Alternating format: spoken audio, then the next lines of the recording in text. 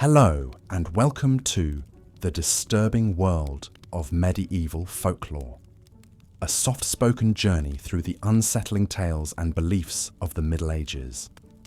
If you're just settling in for a relaxing listen before bed, we'd love to know where in the world you're tuning in from and what time of day it is for you right now. Feel free to leave a comment and say hello. And if you enjoy this kind of calm, historical storytelling, be sure to subscribe for more soothing explorations of the past. As you get cozy and let my words wash over you, let's gently step into the peculiar realm of medieval folklore. In our modern world of science and reason, it's easy to dismiss the superstitions of ages past as merely quaint relics or primitive fancies. But for the people of the Middle Ages, the creatures and characters that populated their folklore were vividly real and often terrifying. These tales offer a fascinating window into the medieval psyche, reflecting the deep-seated fears, beliefs, and anxieties of the time. In a world plagued by war, disease, and religious upheaval, folklore served as a way to make sense of the chaos, to give form to the unknown, even if that form was monstrous. Through hushed whispers around the hearth and ominous stories scrawled on crumbling parchment, medieval Europeans conjured all manner of disturbing entities: dragons and demons, witches and werewolves, restless revenants and malevolent fairies. In the flickering shadows of candlelight, these beings took on a terrifying reality. But beneath the surface, they also embodied very human dreads and desires. The fear of evil, the yearning for meaning in an uncertain world, even social commentary, cloaked in supernatural trappings. By exploring the dark dreamscape of medieval folklore, we can better understand the hopes, doubts, and secret shadowy corners of the medieval mind.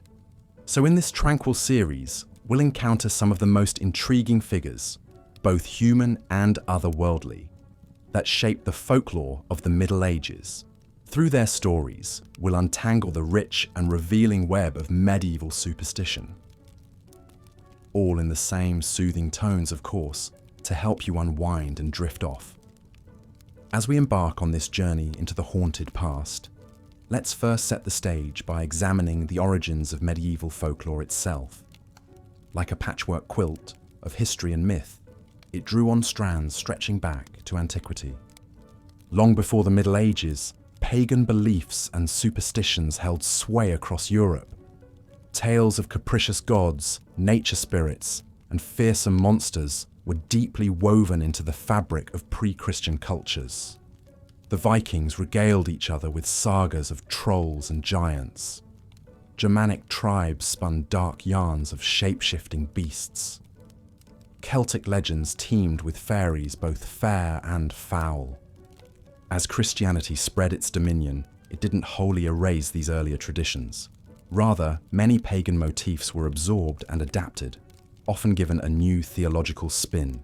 The old gods became saints or demons.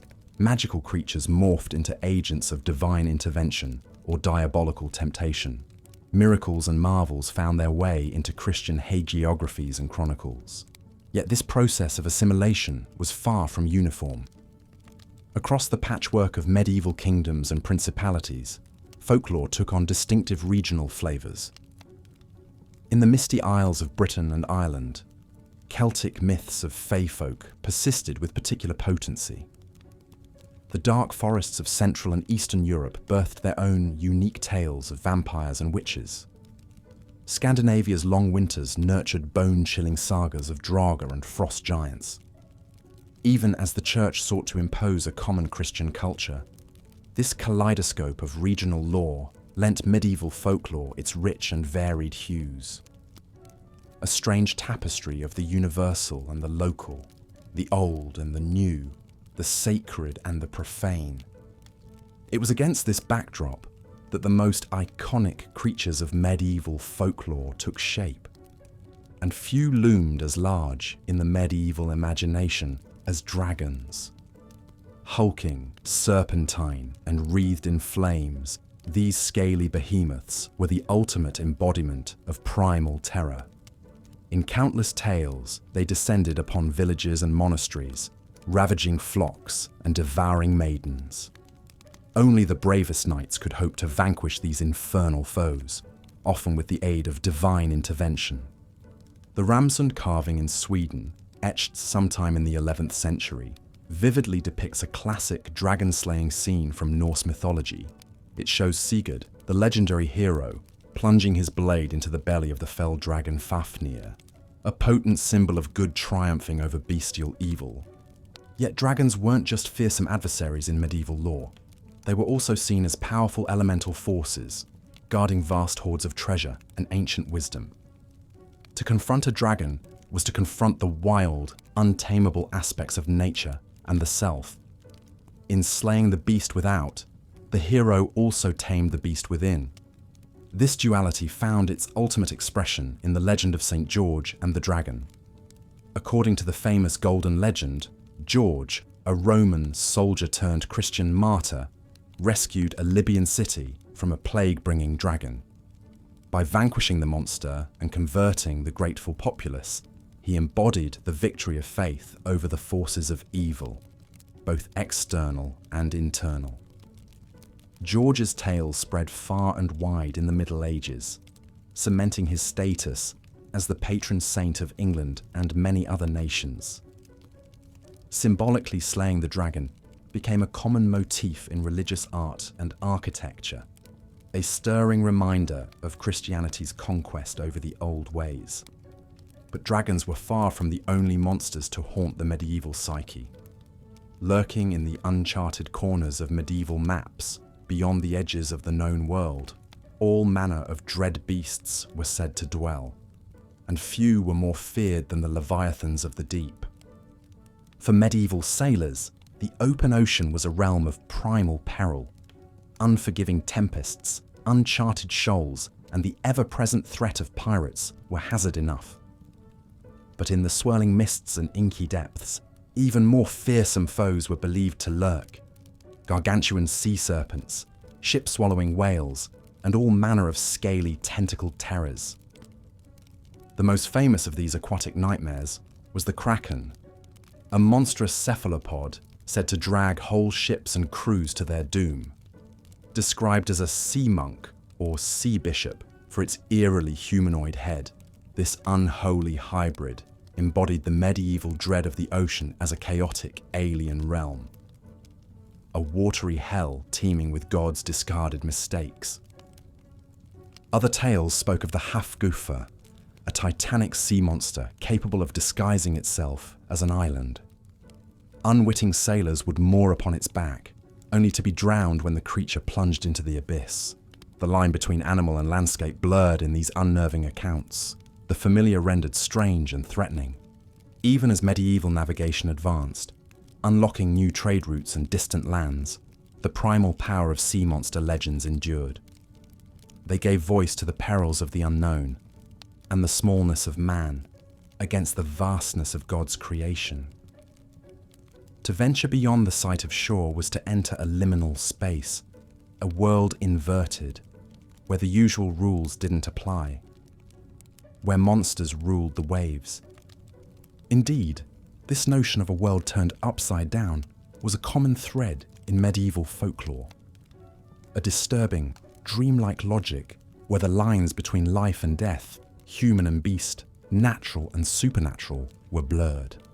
And no figure embodied this unsettling liminality more than the revenant.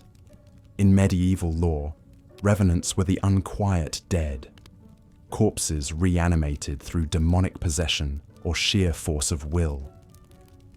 Unlike the ghostly apparitions of later folklore, these undead beings were thought to physically rise from the grave, their bodies hideously bloated and incorruptible. The 12th century English historian William of Newburgh chronicled several chilling accounts of revenants stalking the living. In one tale, a formerly pious villager returns from the dead as a monstrous ghoul, his midnight rampages spreading pestilence and terror. Only when the townsfolk exhume the corpse and burn the heart, is the nightmare ended? Such stories reflect the deep medieval anxiety surrounding death and the afterlife. In an age of recurrent plagues and low life expectancy, the ever-present spectre of mortality loomed large. Church doctrine held that the soul faced immediate judgment upon death, with eternal bliss or damnation hanging in the balance. But folklore often subverted this tidy eschatology. Tales of revenants suggested that the border between life and death was disturbingly porous. That damnation might not be as final as the priests proclaimed, that the corrupting taint of sin could animate the flesh beyond the grave. This morbid preoccupation with death gone awry even found its way into medieval jurisprudence. In some parts of Europe, suspected revenants were put on posthumous trial, their guilt determined by ordeal. A guilty verdict could result in staking, decapitation, or cremation of the offending corpse. As with many aspects of medieval folklore, there was a strong moralizing undercurrent to revenant tales. Those who returned as undead monsters were inevitably sinners in life: the greedy, the gluttonous, the ungodly. In death, their wickedness was literally made flesh, a grotesque object lesson in the wages of iniquity. Yet even as the church sought to co-opt these unsettling folk tales for didactic purposes, their power to disturb and unsettle endured. They tapped into primal human fears of death, decay, and the uncanny, fears that even the promise of heavenly salvation couldn't wholly allay. These eerie echoes of pagan myth and superstition found their way into the works of many medieval chroniclers and thinkers. But few embraced the bizarre quite so readily as Gervase of Tilbury. Born around 1150 in the English village of Tilbury, Gervase was a well-travelled cleric and scholar who served in the courts of several European monarchs.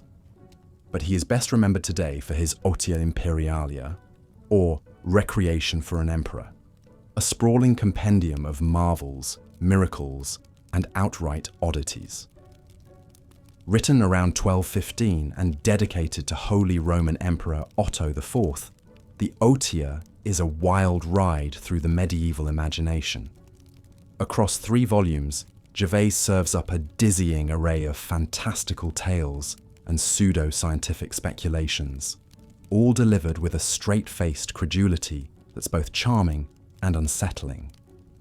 In one memorable passage, Gervase recounts the story of a mysterious race of small, swarthy men who emerge from the earth each summer to trade with the locals of Herefordshire. These secret people, as he calls them, vanish back underground come winter, leaving only faint whispers of their presence. Elsewhere, he tells of a monstrous hybrid creature, half man, half lion, captured in the forests of England and presented as a gift to King Henry II. The beast, Gervase assures us, was gentle as a lamb and quickly learned to eat at the royal table. But amidst these marvels are tales of a darker bent. Gervase devotes considerable ink to the malevolent machinations of demons, fairies, and other supernatural entities. He tells of infants stolen from their cradles by envious fae, of travellers led astray by will-o'-the-wisps, of pious monks tempted by succubi in the night. In one particularly chilling account, a noblewoman of Arles is seduced by a demon in the guise of a handsome knight. Only after bearing his monstrous offspring does she realize the true nature of her paramour. The demon coldly informs her that had she not uncovered his secret, he would have remained by her side until her death. Gervase presents these stories not as mere fictions, but as factual accounts gathered from eyewitnesses and reputable sources. For him, the realm of folklore was not a separate sphere from the natural world, but an integral part of it. Demons and monsters were as real as donkeys and millstones. This curious credulity was not uncommon among medieval scholars. In a world where the boundaries of scientific knowledge were still blurry, where the church taught that unseen forces could intercede in earthly affairs, tales of the uncanny could claim a veneer of truth.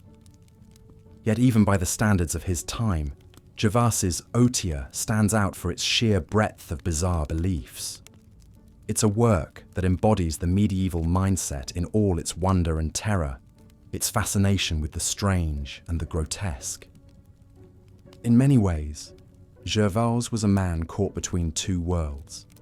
As a cleric and courtier, he was steeped in the learning and sophistication of the High Middle Ages, yet his work is shot through with the remnants of an older, darker worldview, a pagan cosmos of capricious spirits and chthonic horrors.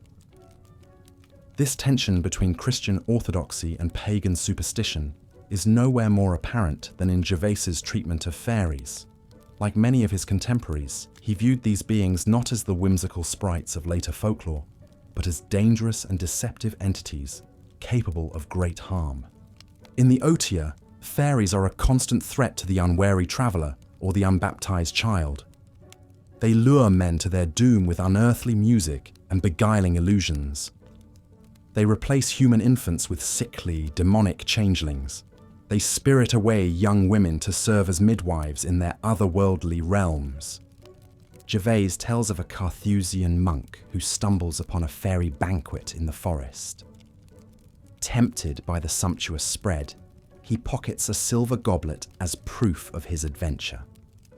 But when he returns to his monastery, the goblet has turned to dust, a grim reminder of the ephemeral nature of fairy glamour. In another tale, a young man is lured into a mountain by a beautiful fairy woman. For what seems like 3 days, he enjoys her hospitality and her bed. But when he emerges, he finds that 300 years have passed in the mortal world. His family and friends are long dead, and he himself crumbles to dust soon after. These stories reflect a deep ambivalence towards fairies in medieval culture. On the one hand, they were seen as alluring and otherworldly, possessing knowledge and powers beyond human ken. But they were also profoundly untrustworthy, prone to caprice and cruelty. This dangerous duality found its ultimate expression in the figure of the fairy mistress, a seductive fae who takes a human lover, only to abandon or destroy him in the end. In the Lays of Marie de France, the knight Lanval is blessed with the love of a beautiful fairy, but loses her forever when he breaks his vow of secrecy. Such cautionary tales serve to reinforce the Church's teachings on the dangers of temptation and the need for spiritual vigilance.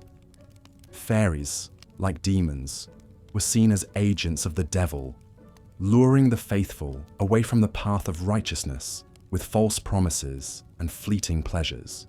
Yet even as clerics railed against the perils of fairy folk, there was a reluctant fascination with these uncanny creatures. In a world increasingly bound by religious doctrine and social hierarchy, fairies represented a tantalizing glimpse of the wild and the free, a return to an older, more primal way of being. This uneasy mix of attraction and repulsion, wonder and terror, runs throughout Gervais's Otia and much of medieval folklore.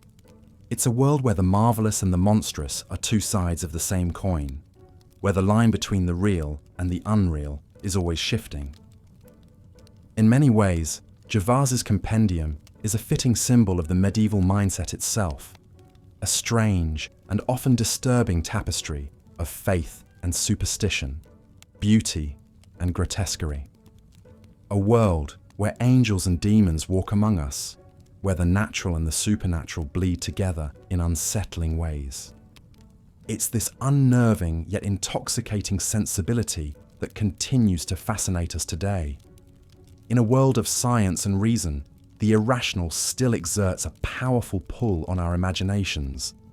The monsters and marvels of medieval folklore may no longer haunt our waking hours, but they linger still in the shadowy recesses of our collective psyche. So as we delve deeper into the disturbing world of medieval folklore, let's keep Gervais's curious spirit in mind. Let's approach these ancient tales with a mix of skepticism and wonder, reason and imagination. For in the end, the monsters without can tell us much about the monsters within. On that note, we'll leave Gervais and his unsettling menagerie for now. But don't worry, there are plenty more marvels and nightmares to come. In our next chapter, we'll encounter a different sort of medieval storyteller, one who used folklore as a tool for satire and social commentary. Until then, sweet dreams. As the medieval mind grappled with the mysteries of the natural world and the impenetrable workings of fate, folklore became a way to make sense of the inexplicable, to find meaning in the face of life's harsh realities. In an age where death was ever present, stalking the young and old alike, it's little wonder that the spectre of mortality loomed large in the popular imagination. One of the most enduring and unsettling motifs to emerge from this preoccupation with death was the dance of death, or danse macabre. This allegorical concept, which gained widespread currency in the late Middle Ages, vividly depicted the universality of death, showing how it would inevitably come for people of all stations and walks of life. In countless artworks from the period, we see the grim figure of death, often portrayed as a grinning skeleton, leading a procession of individuals from all rungs of the social ladder, kings and commoners, bishops and beggars, young and old, in a haunting dance toward the grave. These morbid tableaus served as a reminder of life's fleeting nature and the foolishness of earthly vanity in the face of our shared mortal destiny. The dance of death imagery reached its height of popularity in the 15th century, as Europe reeled from the devastating impact of recurring plague epidemics and seemingly endless warfare. In a world where death was a constant companion, such macabre motifs perhaps offered a strange sort of comfort, a reminder that no one, however wealthy or powerful, could escape the inexorable march of fate.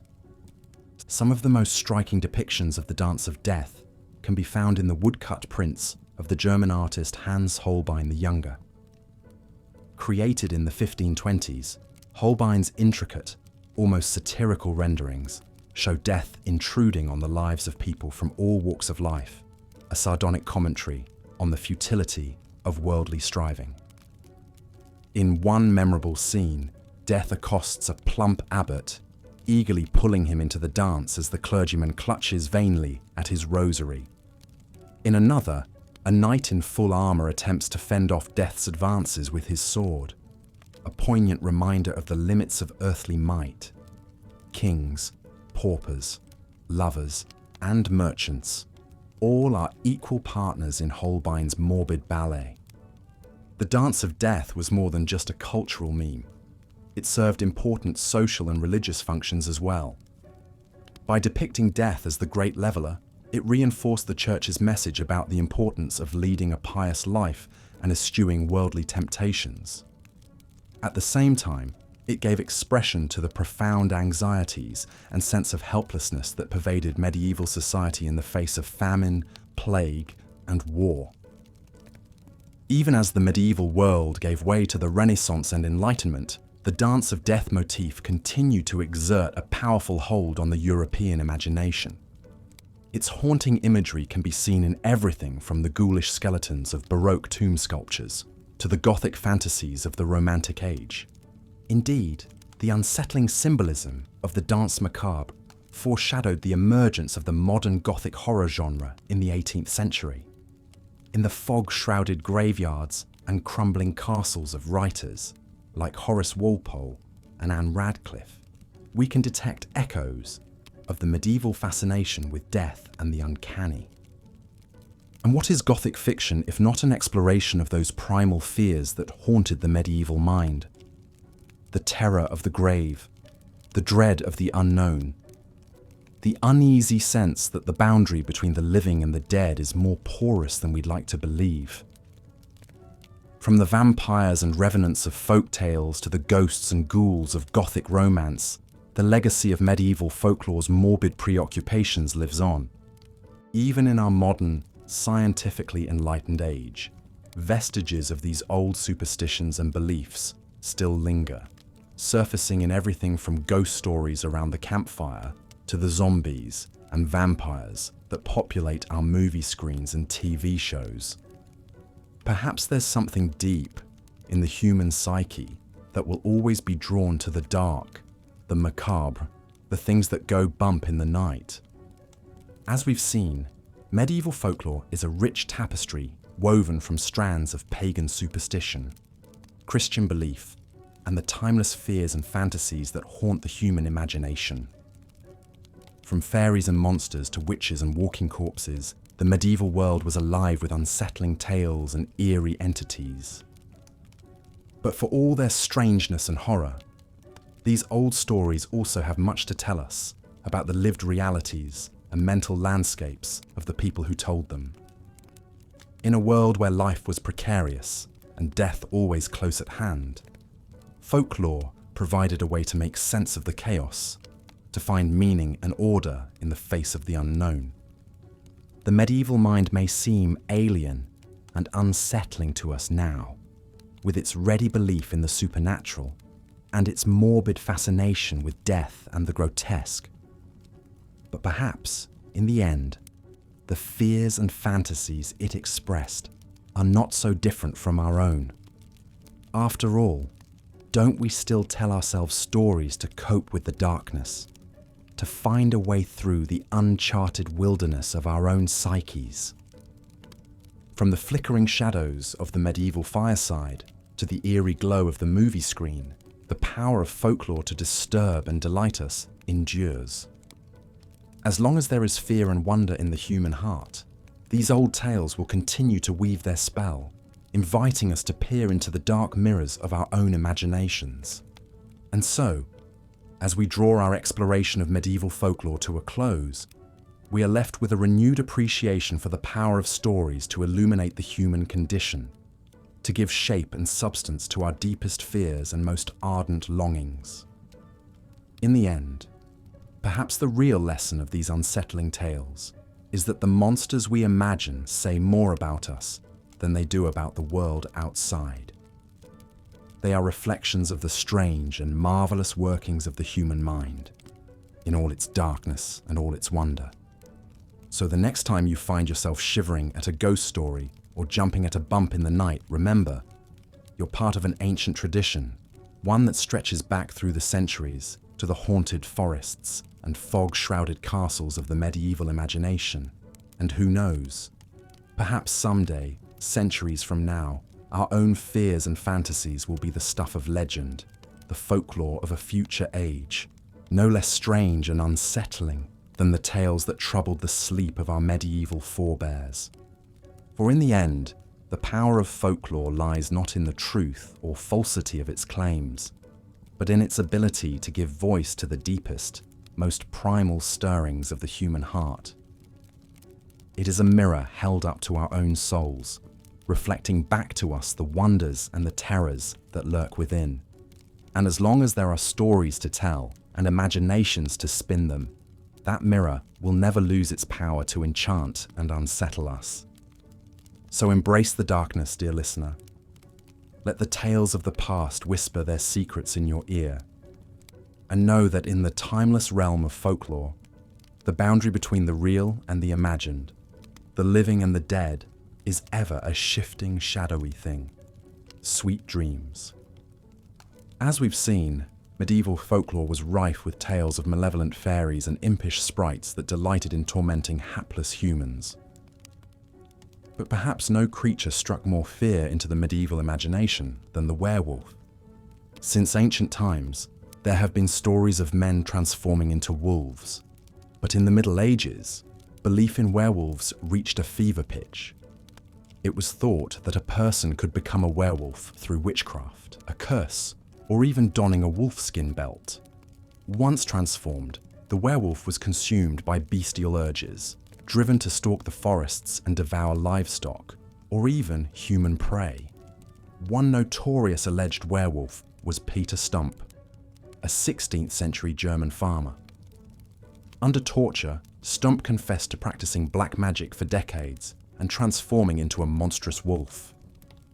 In his lupine form, he claimed to have killed and eaten 14 children, 2 pregnant women, and countless animals. While Stump's confession was extracted by horrific means, It reflects the very real paranoia about werewolves that gripped medieval society. But werewolves weren't the only beings thought to inhabit the wilderness outside human settlements. Many folktales spoke of the Wodwos or wild man, a hairy, club-wielding humanoid creature that roamed the deep forests. Sometimes the wild man was depicted almost like a noble savage, possessing an uncorrupted, primal wisdom. But more often, he embodied the medieval fear of ungodly, uncivilized nature, red in tooth and claw.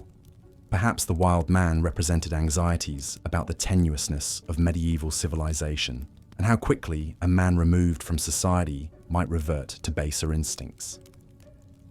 Across medieval literature and art, civilized life is often contrasted with the chaotic savagery of the wilderness, a precarious dichotomy that the wild man and werewolf threaten to upend. These bestial beings can be seen as liminal figures, straddling the boundary between man and beast, civilization and wilderness, order and chaos. They embody deep-seated fears about the animal lurking within the human, and the ever-present risk of people shedding their humanity and descending into monstrosity. It's fascinating to consider how these medieval preoccupations foreshadow later works of Gothic fiction and horror.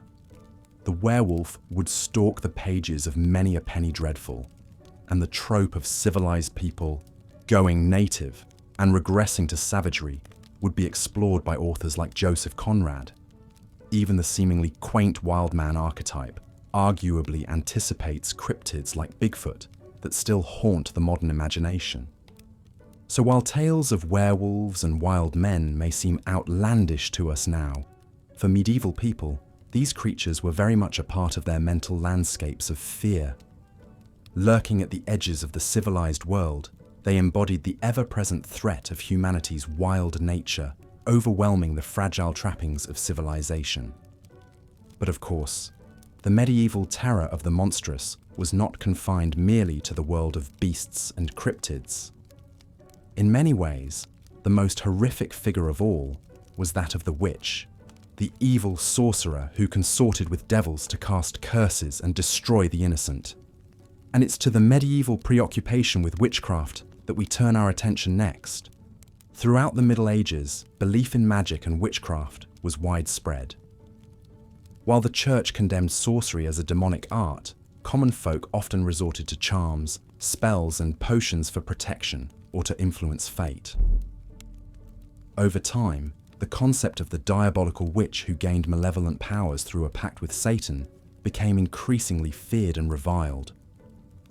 The late Middle Ages saw a veritable witch craze, with witchcraft blamed for everything from blighting crops to souring milk to causing impotence. Accusations flew, and the mere hint of sorcery could turn neighbour against neighbour. Inquisitors and magistrates developed elaborate methods to prove a suspected witch's guilt, often through brutal means. One common test was the ordeal by water, in which the accused witch was stripped naked, bound, and thrown into a lake or river.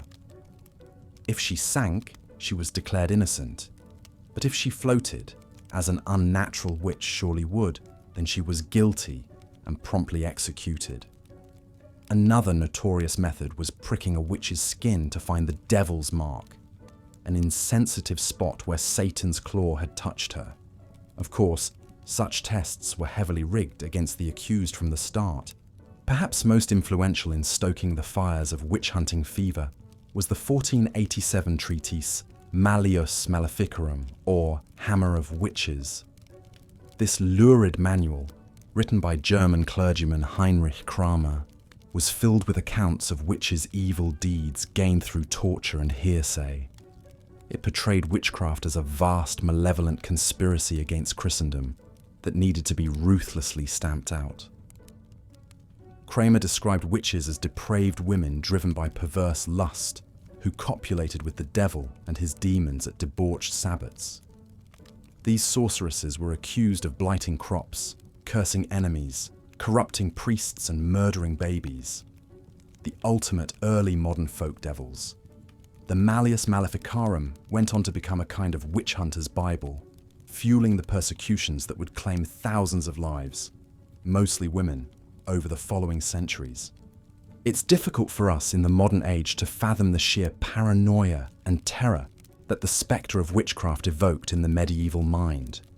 In a pre-scientific world plagued by famines, plagues, and misfortunes, witches represented a convenient scapegoat, the hidden hand of Satan sowing evil and destruction. And as with so much of medieval folklore, women often bore the brunt of men's fear and suspicion. While we may scoff at medieval witch tests and lurid accounts of demonic pacts, echoes of this moral panic sadly persist even today.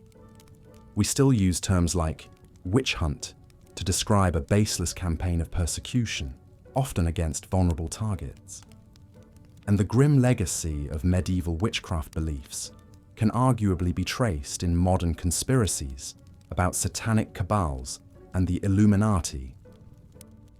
So as we ponder the disturbing world of medieval folklore, it's worth reflecting on how these fearful superstitions and irrational beliefs are never as far behind us as we might think.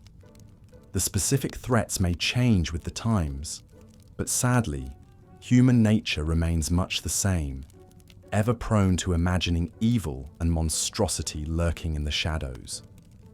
One particularly unnerving aspect of medieval lore was the belief in ghosts, revenants, and the restless dead.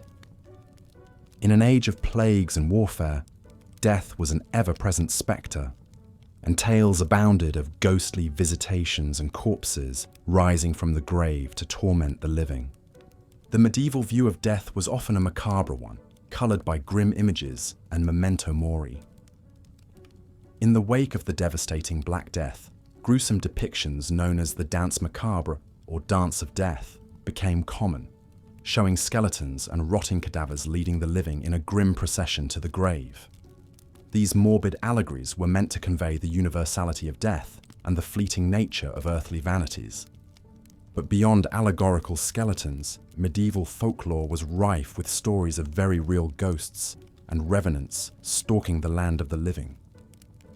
Many believed that those who died unshriven of their sins or suffered a particularly violent end were doomed to walk the earth as tormented spirits. Murderers, heretics, excommunicants, all were prime candidates to return as vengeful spectres. The 12th century English clergyman William of Newburgh chronicled many tales of sinful priests and corrupt noblemen rising from their tombs as grotesque, bloated corpses, spreading pestilence and assaulting the living. In one account, villagers even resorted to digging up a revenant corpse and burning its heart to banish the undead menace. Such grisly tales of the restless dead have obvious parallels with later vampire lore, and indeed, the medieval revenant can be seen as a precursor to the blood-sucking fiends of Gothic fiction. But for medieval folk, these were not mere chilling stories. They were very real perils to guard against. Numerous funerary practices emerged to prevent a corpse from rising again, such as placing heavy stones on the grave, burying bodies face down, or even staking suspected revenants through the heart. Apotropaic items like garlic, iron nails, or holy water were also employed in an attempt to keep the dead at rest. All of this macabre lore reflects the deep-seated medieval anxiety around death and decay, and the pervasive belief that the veil between the living and the dead was perilously thin. In an age where mortality loomed so large, is it any wonder that ghosts and ghouls featured so prominently in the medieval imagination? Even today, tales of hauntings and undead horrors retain their power to unsettle us on a primal level. While we may not share the superstitions of our medieval ancestors, the fear of death and what lies beyond is one that still runs deep in the human psyche.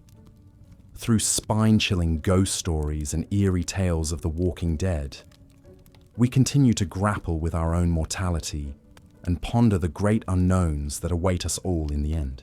And so, as our journey through the dark mythos of medieval Europe draws to a close, it's worth taking a moment to reflect on the enduring allure of these unsettling legends. Even across the vast gulf of centuries, the folklore of the Middle Ages still captivates us with its raw, primal power. Perhaps it's because these grim tales speak to something deep within the human condition, our perennial fears of the dark, of the unknown, of the beast within and without. By confronting these anxieties through myth and legend, medieval folk sought to impose some sense of meaning and order on a perilous and often inscrutable world. And while the dragons and wild men, witches and revenants of medieval lore may seem outlandish to modern sensibilities, they nonetheless laid the groundwork for so many enduring motifs in horror and Gothic fiction. Without the monstrous template of the werewolf, we wouldn't have tales like Dr. Jekyll and Mr. Hyde that explore the duality of human nature. Without the diabolical villainy of the witch, we wouldn't have iconic characters like Dracula, emblems of evil's seductive allure.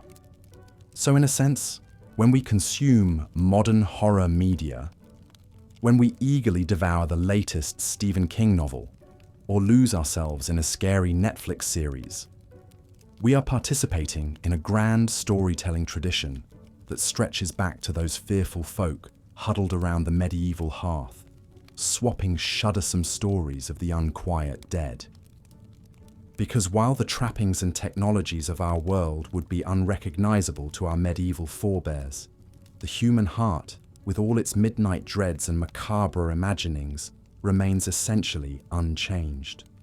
We are still those anxious, hairless apes jumping at shadows in the night, still weaving intricate myths to make sense of the senseless and shield ourselves from the void.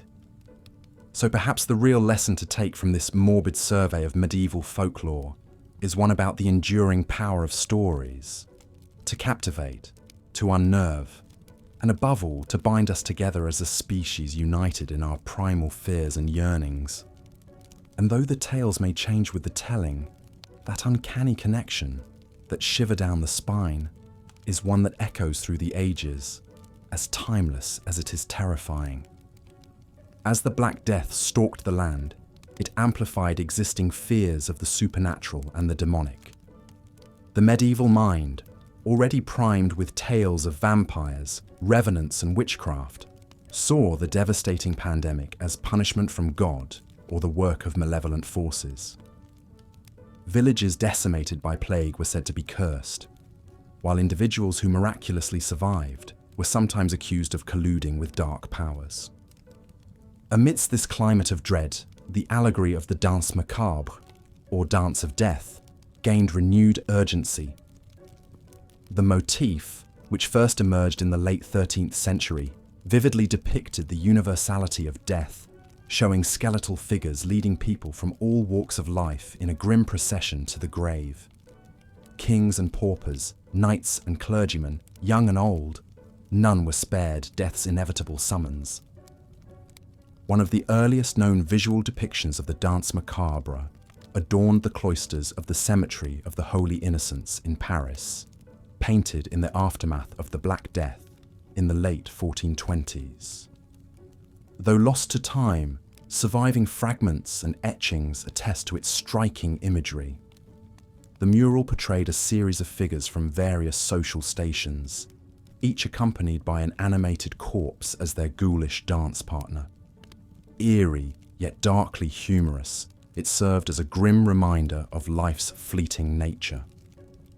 Across Europe, the dance of death appeared in church frescoes, manuscripts, woodcuts, and even the emerging medium of printed books.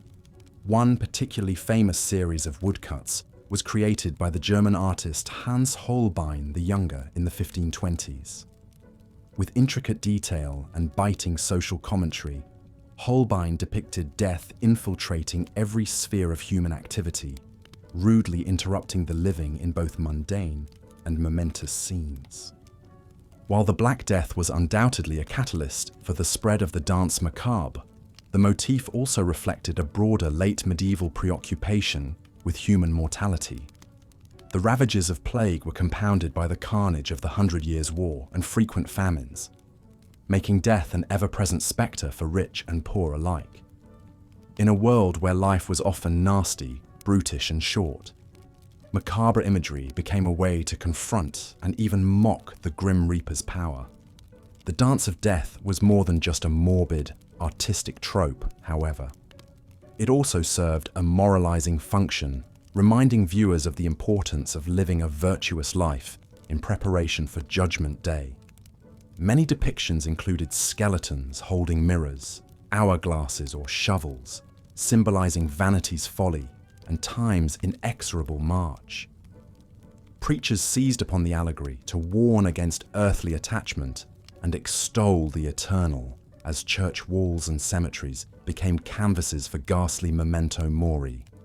Yet even as the Dance of Death promulgated a message of pious detachment, it also conveyed a certain egalitarian undertone. By presenting death as the great leveler, the motif subtly critiqued the rigid social hierarchies of the age. Peasants could take grim satisfaction in seeing death rudely yank bishops and barons into the great beyond. The richer and more powerful, it implied, had just as far to fall as the lowly and meek. The appeal of the danse macabre gradually waned in the centuries following the medieval period, but its haunting imagery left an indelible mark on the European psyche. Echoes can be seen in the ghastly skeletons adorning Elizabethan memento mori rings, the ghoulish phantasmagoria of Victorian Gothic fiction, and the skeletal protagonists of modern films like The Seventh Seal and Coco. Even today, as we euphemistically speak of death and taxes, or cynically jest that the graveyard is the only true democracy, we unknowingly channel that quintessentially medieval gallows humour in the face of life's one universal constant. The Dance of Death may have emerged from the particular anxieties of the medieval world, but it tapped into deeper human fears and fascinations. The unsettling idea that death could come for anyone at any time, the wry catharsis in confronting it through morbid humour, the conviction that how we face our end matters more than earthly status. These are sentiments that still resonate across the centuries. Medieval men and women found some cold comfort in the danse macabre. So too might we recognise our common fate in its grinning, ghastly ranks. But the impact of medieval folklore extends well beyond the Dance of Death. The unsettling tales and superstitions of the Middle Ages, however alien they may seem to us today, laid the foundations for many enduring facets of popular culture. From the vampires and werewolves of Gothic fiction to the witches and fairies of modern fantasy, the archetypes born in medieval storytelling continue to stalk our collective imagination. Consider, for instance, the vampire, that undead creature of the night who subsists on the blood of the living. While the term vampire itself only emerged in the 18th century, the idea of malevolent revenants who preyed upon humans dates back to ancient times. But it was in the medieval period that these disparate folk beliefs coalesced into something resembling the literary vampires we know today. Medieval chroniclers wrote of creatures called revenants or Nachtseher, shambling corpses that rose from the grave to terrorize their former communities. These undead beings were often associated with outbreaks of plague, as if the pestilence itself had reanimated the dead. To prevent their nocturnal predations, various gruesome measures were prescribed, such as driving stakes through corpses or placing bricks in their mouths. Such lurid tales paved the way for the first true literary vampires of the 18th century, like the titular terror in John Polidori's 1819 story, The Vampire. Later Victorian writers such as Sheridan Le Fanu and Bram Stoker fleshed out the vampire mythos, drawing heavily on Eastern European folklore with medieval roots. Even as vampires have evolved in popular culture, from the tormented romanticism of Anne Rice's Lestat to the sparkly heartthrobs of Twilight, they still retain traces of their medieval forebears, the undead revenant, the plague bringer, the seducer and despoiler. Werewolves, too, can trace their literary lineage back to the Middle Ages. While tales of humans transforming into animals are found in the mythologies of many cultures, the specific idea of the werewolf, a man who becomes a ravening beast under the full moon, took shape in medieval folklore. Werewolves were seen as embodiments of man's bestial nature, the id unleashed by diabolical or occult forces. One of the earliest recorded werewolf tales comes from the 12th century chronicler Gervase of Tilbury, who recounted the story of a nobleman encounters a talking wolf in a forest. The wolf reveals himself to be a cursed knight, condemned to spend years in lupine form as penance for his sins. This sympathetic, even tragic portrayal presages later literary werewolves like the tortured protagonists of Guy Endor's The Werewolf of Paris or Universal's The Wolfman. Of course, not all medieval monsters received such nuanced treatment in modern adaptations. The wild men, those hirsute, club-wielding savages believed to haunt the untamed forests, evolved into the dim-witted, lumbering ogres of fairy tales and fantasy. Dragons, while still presented as formidable foes, often lost their satanic associations, becoming symbols of elemental chaos or even noble beasts in their own right. And the fairies of medieval lore, those capricious, often malevolent creatures who meddled in mortal affairs, underwent perhaps the most radical transformation of all. In the saccharine realm of Disney and Victorian children's tales, fairies became tiny, twinkly beings, more prone to mischief than malice. Only in recent years have writers like Susanna Clarke and Neil Gaiman sought to recapture some of the dangerous allure of the medieval fairies, those perilous spirits who haunted the wild places beyond human dominion. But it is not just the creatures and characters of medieval folklore that have endured in our modern imagination. The deeper themes and anxieties they embody still resonate with us, even if we are less inclined to interpret misfortune through a supernatural lens. The fear of the other, the unknown, the liminal, these are human constants, and the medieval mind simply clothed them in the garb of the monstrous and the uncanny. When medieval peasants spun tales of witches blighting crops or changelings supplanting children, they were grappling with the capricious cruelty of fate in a world where so much lay beyond their control or comprehension.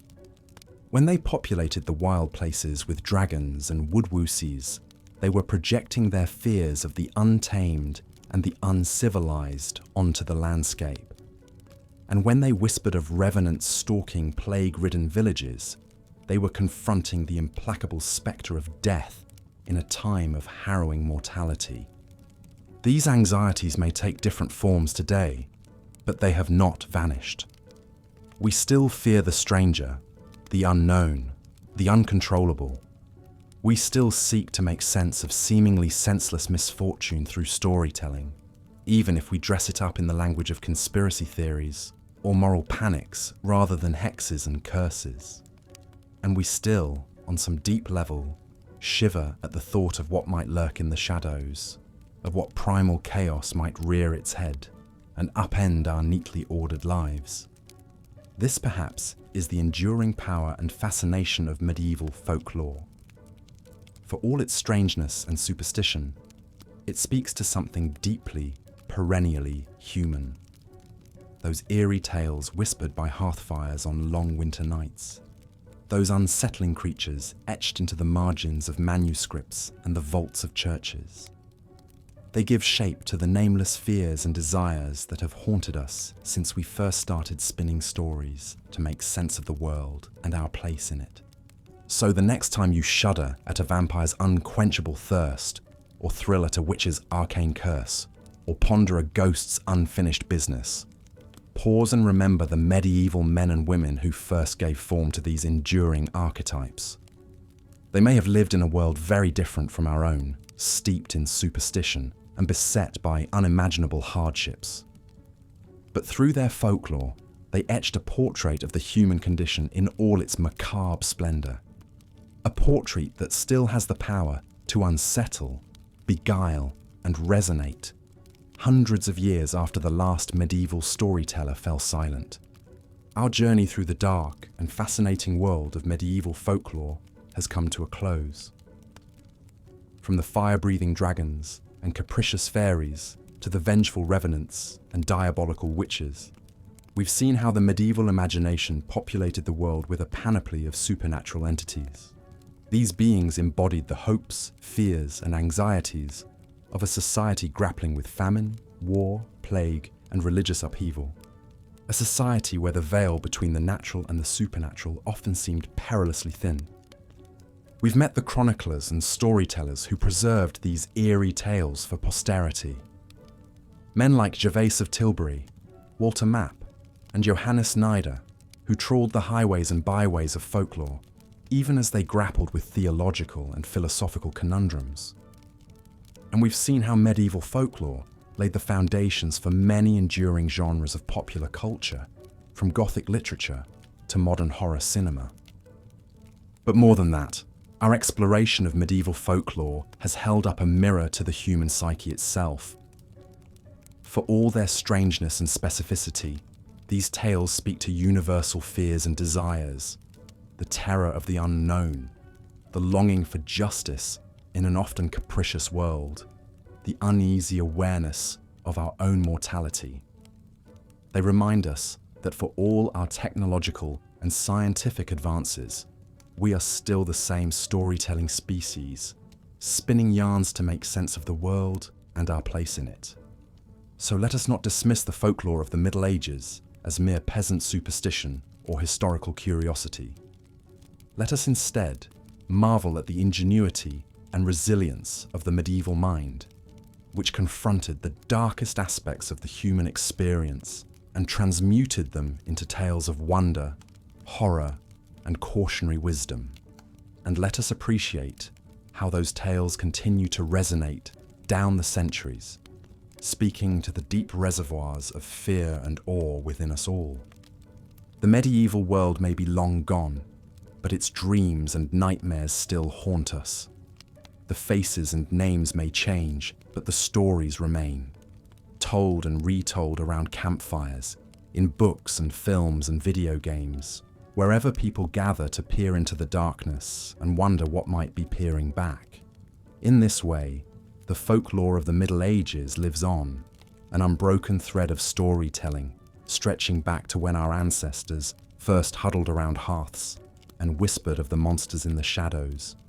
And so we come to the end of our journey through the disturbing and captivating world of medieval folklore. But the tales, of course, go on, as they always have and always will, as long as there are stories to tell and people to listen in rapt, shivering attention. For in the end, perhaps that is the true magic of folklore, its power to bind us together across the ages, to remind us of our shared hopes and fears, our common humanity in the face of the vast unknown. The medieval men and women who first gave voice to these tales may be long gone, but their legacy endures. So the next time you hear a strange bump in the night, or feel a sudden shiver down your spine, or find yourself wondering what might lurk just beyond the firelight, remember the storytellers of old and the unquiet ghosts they conjured with their words. And know that you are part of an ancient, ongoing conversation between the human imagination and the dark mysteries of the world. And with that thought, dear listener, I bid you good night. May your dreams be untroubled by the spectres of the past, or if they are, may you find in them not terror, but a strange and thrilling wonder. For in the end, perhaps that is the greatest gift of medieval folklore. The reminder that even in the darkest of times, the human spirit endures and finds a way to spin light and meaning from the shadows. Thank you for joining me on this journey through the haunted landscapes of the medieval mind. Until next time, may your own story be filled with magic, wonder, and just a touch of the deliciously macabre. As we delve deeper into the macabre menagerie of medieval folklore, we come face to face with some of the most chilling and disturbing creatures believed to stalk the dark forests and murky swamps of medieval Europe. These were not the charming, sanitized fairy tale characters of modern children's stories. No, these were malevolent entities, born of primal fears and ancient superstitions, ready to drag hapless humans to their doom. Perhaps no creature struck more terror into the medieval heart than the werewolf. The idea of a man transforming into a ravenous wolf-like beast under the light of the full moon is one of the most enduring and pervasive myths in folklore around the world. But in medieval Europe, werewolf beliefs took on a particularly sinister and diabolical character. Werewolves, or lycanthropes as they were sometimes called, were seen as humans who had made a pact with the devil, selling their souls in exchange for the ability to shapeshift into wolves. This transformation was said to grant them superhuman strength, speed, and bloodlust, turning them into the perfect killing machines. By day, they might appear as normal men and women, but when the moon rose full and bright in the night sky, they would shed their human skins and become snarling, insatiable beasts. Medieval accounts of werewolf attacks were vivid and terrifying. In his 12th century work, Topographia Hibernica, the scholar Giraldus Cambrensis tells of a priest travelling through a forest in Ireland who stumbled upon two wolves. These wolves spoke to him with human voices, explaining that they were a man and woman from Ossory, cursed to become wolves every 7 years as penance for their sins. The priest, moved by their plight, administered last rites to the she-wolf who was near death. Upon vanishing into the forest, the male wolf returned with a sheep carcass to feed his dying companion, a strangely poignant scene amidst the horror. Another famous werewolf story from the medieval period concerns a Livonian peasant named Thys. In 1692, Thys openly admitted to being a werewolf before a court, but claimed he was one of the hounds of God who descended into hell 3 times a year to battle witches and wizards to ensure a good harvest. This account, recorded by the Baltic German scholar Karl Hermann, provides a fascinating glimpse into the complex folklore surrounding werewolves, where they were not always seen as purely evil, but sometimes as ambivalent or even beneficial figures. But the medieval fear of werewolves was not just confined to folklore and travelers' tales. It had very real and tragic consequences.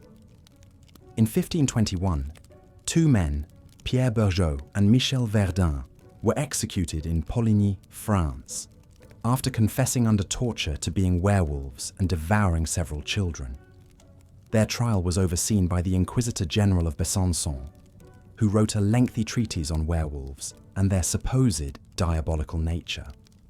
This was just one of many werewolf trials that occurred in medieval Europe, as authorities sought to root out and destroy these perceived monsters in human form. The origins of the werewolf myth are ancient and varied, with shape-shifting humans appearing in the folklore of many cultures. But the medieval Christian Church gave werewolf beliefs a decidedly demonic twist.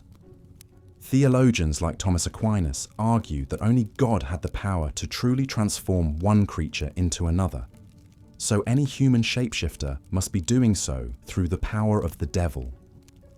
This tied werewolves to the growing medieval obsession with witchcraft and heresy, making them not just bloodthirsty brutes, but agents of Satan himself. Werewolves also embodied deep-seated anxieties about the blurry boundary between man and beast, civilization and savagery. The medieval wilderness was seen as a place of danger and darkness, where wild animals and even wilder men lurked, ready to prey upon innocent travelers. Werewolves represented the ultimate fear of the wild consuming and corrupting the human, dragging men down into a state of animalistic depravity. This fear found expression in another common medieval motif, the wild man or woodwoes. These were hairy, naked, club-wielding men believed to haunt the deep forests of medieval Europe. They were sometimes depicted as noble savages, possessing a raw, primal strength and connection to nature. But more often, they were seen as brutish and dangerous, the antithesis of the civilized, courtly man. In medieval art, wild men were often shown being tamed or conquered by knights and saints, symbolizing the triumph of Christian civilization over pagan savagery. But they also served as a reminder of the wildness that lurked within all men, the beast that could take over if one strayed too far from the path of righteousness. Both werewolves and wild men reflected the medieval belief in the inherent sinfulness and weakness of the flesh. The body was seen as a wild, unruly thing, constantly threatening to drag the soul down into depravity if not harshly controlled. In a world where disease, famine, and violence were everyday realities, the idea that the monster might dwell within, that one's own body could betray and destroy the self, was a terrifying thought. But medieval werewolf and wildman legends were not just expressions of fear and loathing for the body and the natural world. They also served as cautionary tales, warning of the dangers of social and moral transgression. To become a werewolf was to abandon one's humanity, to give in to base, animalistic impulses, and violate the God-given order of things. Wild men, too, represented a state of being outside the bounds of civilized society, a regression to a primitive pre-Christian state of savagery. In this sense, werewolf and wild man stories reinforce the importance of cleaving to one's proper place in the social hierarchy, of submitting to authority both secular and religious. To stray from the path, to give in to temptation and sin, was to risk losing not just one's soul, but one's very humanity. As the Middle Ages progressed, werewolf beliefs began to merge and overlap with the growing witch hunts that swept across Europe. Accused witches were often charged with shape-shifting into animals, including wolves, to carry out their nefarious deeds. The ability to transform into a wolf became yet another supposed sign of a witch's diabolical pact, further blurring the lines between folklore and reality. One particularly infamous case was that of Peter Stump, a German farmer executed in 1589. Under torture, Stump confessed to being a werewolf for over 25 years, claiming the devil had given him a magic belt that allowed him to transform into a monstrous wolf. In this form, he claimed to have killed and eaten 14 children, 2 pregnant women, and countless livestock. Stump was brutally executed on the breaking wheel, his flesh torn with red-hot pincers, his limbs broken, and his body finally beheaded. His head was placed on a pole as a warning to other would-be werewolves and witches. The Stump case highlights the increasingly sadistic and hysterical nature of werewolf and witch trials in the later medieval and early modern period. No longer just the stuff of campfire tales and lurid travelers' accounts. The werewolf had become a very real monster in the eyes of authorities, a demonic threat that had to be mercilessly rooted out and destroyed. But even as the smoke from the pyres of accused werewolves and witches began to fade, the werewolf's hold on the medieval imagination remained strong. In popular festivals like the Bavarian Fastnacht, revelers would dress up in wolf pelts and masks, evoking the wild man and werewolf legends in a strange blend of celebration and superstition. Even today, the image of the werewolf as a tortured, cursed soul, struggling against its own beastly nature, remains a potent and enduring one in horror fiction and film. Medieval werewolf legends, then, offer a fascinating and unsettling glimpse into the fears, anxieties, and beliefs of the time. They reflect a world where the boundary between man and beast, civilization and savagery, was seen as fragile and easily transgressed. A world where the monster was not just an external threat, but a chilling reminder of the darkness that lurked within the human heart. In a time when life was often nasty, brutish, and short, when the wilderness seemed to press in on all sides, waiting to consume the unwary, tales of werewolves and wild men served as dark fables of the need to cling to one's humanity in the face of a hostile and terrifying universe. They warned of the dire consequences of giving in to sin, of straying from the narrow path of Christian virtue. But they also perhaps served as a strange sort of wish fulfillment, a fantasy of escaping the rigid confines of medieval society and indulging the primal, animalistic side of human nature. After all, there is a dark allure to the idea of the werewolf. The notion of shedding the constraints of civilization, of running free and wild under the pale light of the moon, even if only for a night. In the end, the medieval werewolf remains a potent and enduring symbol of the darkness that dwells within us all, the beast that sleeps fitfully beneath the thin veneer of human civilization. A reminder that no matter how far we may think we have come from our primitive, superstitious past, the wild still calls to us, whispering in our blood and our bones. And so we continue to tell stories of werewolves and wild men, just as our medieval ancestors did. Because in these dark fables, we confront both our deepest fears and our darkest desires. We grapple with what it means to be human in a world that is often red in tooth and claw, and we remind ourselves again and again of the importance of holding fast to our humanity, even as the beast within howls to the uncaring moon. From werewolves, our journey through the haunted forests of medieval folklore now takes us to an encounter with another beloved and feared figure of the time, the witch. In the medieval imagination, witches were malevolent sorcerers, usually women, who had traded their souls to Satan in exchange for dark, occult powers. The roots of medieval witch beliefs are complex and varied, drawing on a heady mix of pagan folklore, Christian theology, and classical mythology. Many of the characteristics associated with witches, riding broomsticks, brewing potions in cauldrons, cavorting with demons, have their origins in earlier European legends of malevolent spirits and goddesses. But it was in the Middle Ages that these disparate beliefs coalesced into the figure of the witch as we now know it. This was in large part due to the influence of the Christian Church, which saw witchcraft as a direct threat to its power and authority.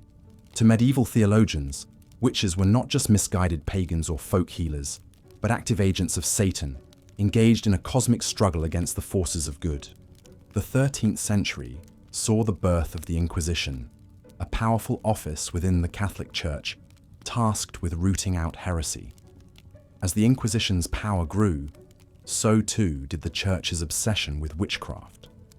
Inquisitors like Bernard Guy and Nicholas Aymeric wrote extensive treatises on the supposed practices and identifying marks of witches, laying the groundwork for the full-blown witch hunts of the early modern period. But it was not until the 15th century that the witch craze truly took hold in medieval Europe. In 1484, Pope Innocent VIII issued the infamous Bull Summis Desiderantes Affectibus, which explicitly condemned witchcraft as a heresy against the Church. 2 years later, the notorious witch-hunting manual, Malleus Maleficarum, or The Hammer of Witches, was published by the German inquisitors Heinrich Kramer and Jacob Sprenger. The Malleus Maleficarum was a lurid and deeply misogynistic work, reflecting the pervasive belief in the inherent weakness and wickedness of women. It portrayed witches as depraved servants of Satan, who flew to nocturnal assemblies known as sabbats, where they worshipped the devil, engaged in orgies, and plotted to destroy Christian society. The book also provided detailed instructions on how to identify, interrogate, and execute suspected witches. Armed with this powerful ideological weapon, medieval witch hunters set to their grim work with renewed zeal. Across Europe, accusations of witchcraft multiplied, fueled by a toxic mix of superstition, misogyny, and religious fervor. Women were particularly vulnerable to these accusations, as they were seen as weaker in faith and more susceptible to the devil's influence. One of the most notorious witch trials of the medieval period took place in the French town of Arras in 1459. A condemned murderer named Robinet de Vaux, seeking to avoid execution, claimed that he was part of a widespread witch cult that included many prominent citizens of the town. This sparked a wave of accusations and arrests as panic and hysteria gripped the populace. Under torture, the accused confessed to an array of lurid and fantastical crimes. They admitted to attending sabbats, worshipping a demon in the form of a goat, and engaging in cannibalism and infanticide. They also claimed to have used their occult powers to blight crops, cause disease, and murder their enemies. In the end, 12 people were burned at the stake as a result of the Arras trials. But the impact of the trials went far beyond the fates of the individual accused. They helped to cement the image of the witch as a malevolent, Satan-worshipping threat to Christian society in the medieval imagination. This image was further reinforced by popular works of art and literature, such as Albrecht Dürer's engraving The Four Witches and Hans Baldung Green's painting Witches' Sabbath.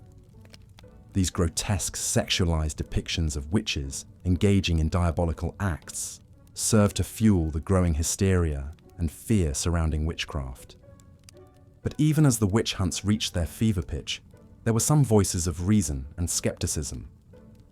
The Dutch physician Johann Weyer, in his 1563 work De Praestigiis Daemonum, argued that accused witches were not servants of Satan, but mentally ill women who had been deluded by the devil.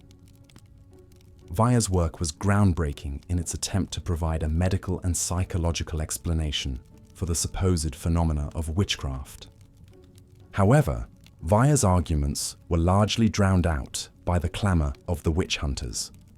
The persecution of alleged witches continued to escalate throughout the 16th and 17th centuries, reaching its horrific apex with the mass witch trials of the early modern period. It's estimated that between 40,000 and 60,000 people, mostly women, were executed for witchcraft in Europe between the 15th and 18th centuries. The legacy of the medieval witch hunts is a dark and disturbing one. They reflect a time when superstition, misogyny, and religious fanaticism combined to create an atmosphere of terror and persecution. Countless innocent lives were destroyed on the pyre and the rack, as the spectre of the witch loomed large in the medieval psyche. But the witch hunts also reveal something deeper about the human psyche: our propensity to demonize and destroy that which we fear and do not understand. The figure of the witch became a scapegoat for all the ills and anxieties of medieval society, from crop failures and disease outbreaks to sexual frustration and social upheaval. In a world where life was precarious and the forces of nature seemed capricious and often cruel, the witch represented a malevolent, supernatural threat that could be identified, confronted, and ultimately destroyed. By hunting and burning witches, medieval society sought to assert control over the chaos and uncertainty of existence, to create an illusion of order in a fundamentally disordered world. Today, the figure of the witch has undergone a remarkable transformation in popular culture. No longer the malevolent hag of medieval legend, the modern witch is often portrayed as a symbol of feminine power, a wise woman in tune with the forces of nature. This reclaiming of the witch archetype reflects a broader shift in our understanding of gender, power, and spirituality.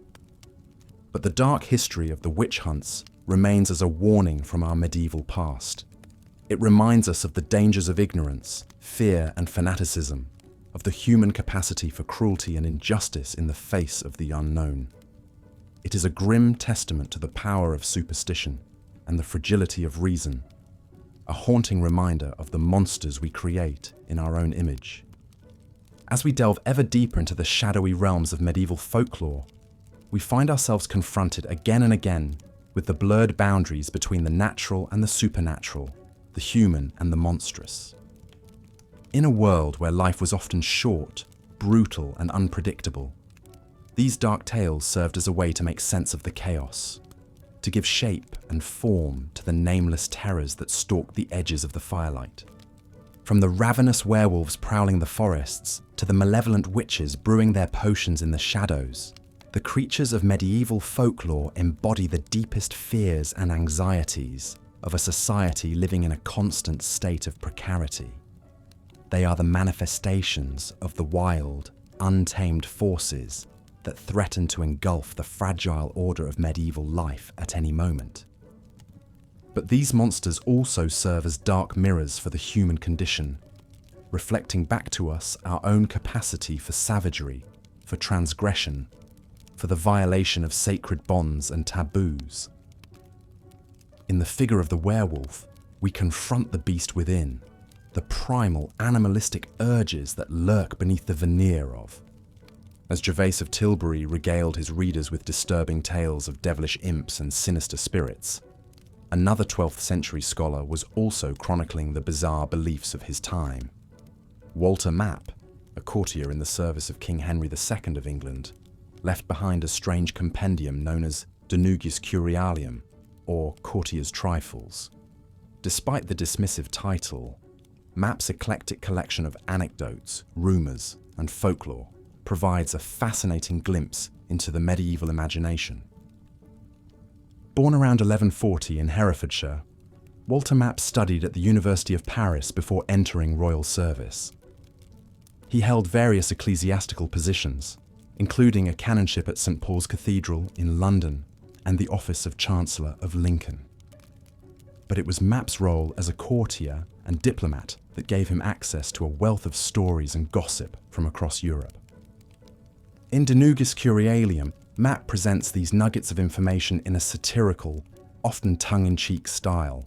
His irreverent tone sets him apart from more sober chroniclers like Gervase of Tilbury. Map delights in poking fun at the foibles of the nobility and clergy, painting a picture of a court rife with scandal and intrigue. But amidst the barbed witticisms, Map also relates a number of unsettling supernatural tales.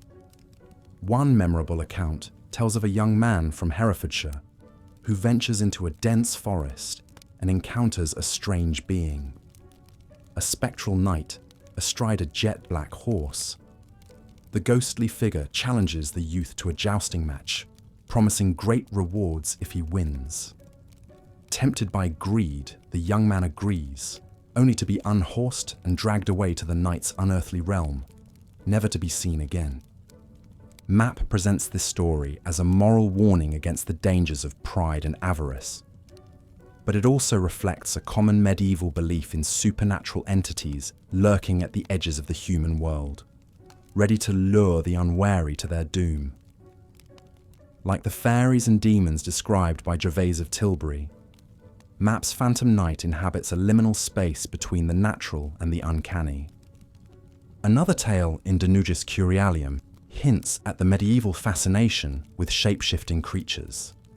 Map recounts the story of a soldier named Scaver, who discovers that his wife is secretly a witch.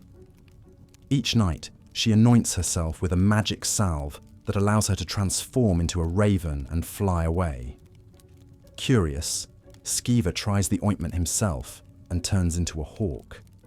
He flies to a nearby house where he witnesses a gathering of witches, including his wife, plotting evil deeds. This anecdote foreshadows the growing obsession with witchcraft that would grip Europe in the coming centuries. The idea of humans, especially women, transforming into animals was a common trope in medieval witch trials. It played on deep-seated fears about the blurring of boundaries between the human and the bestial. Map's witch story also reflects the misogynistic attitudes of the time, which cast women as inherently prone to deception and sin. This suspicion of the feminine was deeply entangled with superstitions about magic and demonic seduction. In the centuries to come, it would fuel the fires of the witch hunts that claimed countless lives. Throughout De Nugis Curialium, Walter Map walks a fine line between credulity and skepticism. He relates supernatural stories with a straight face, but also hints at their dubious veracity. Map's ambiguous stance reflects the complex attitudes of medieval intellectuals toward folklore and superstition. While many scholars denounced belief in fairies and magic as peasant ignorance or pagan delusion, they also couldn't resist the lure of a good ghost story.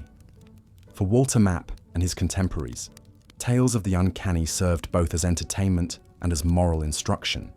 They warned of the dangers of straying from the path of Christian virtue, while also titillating audiences with glimpses of a darker, more mysterious world.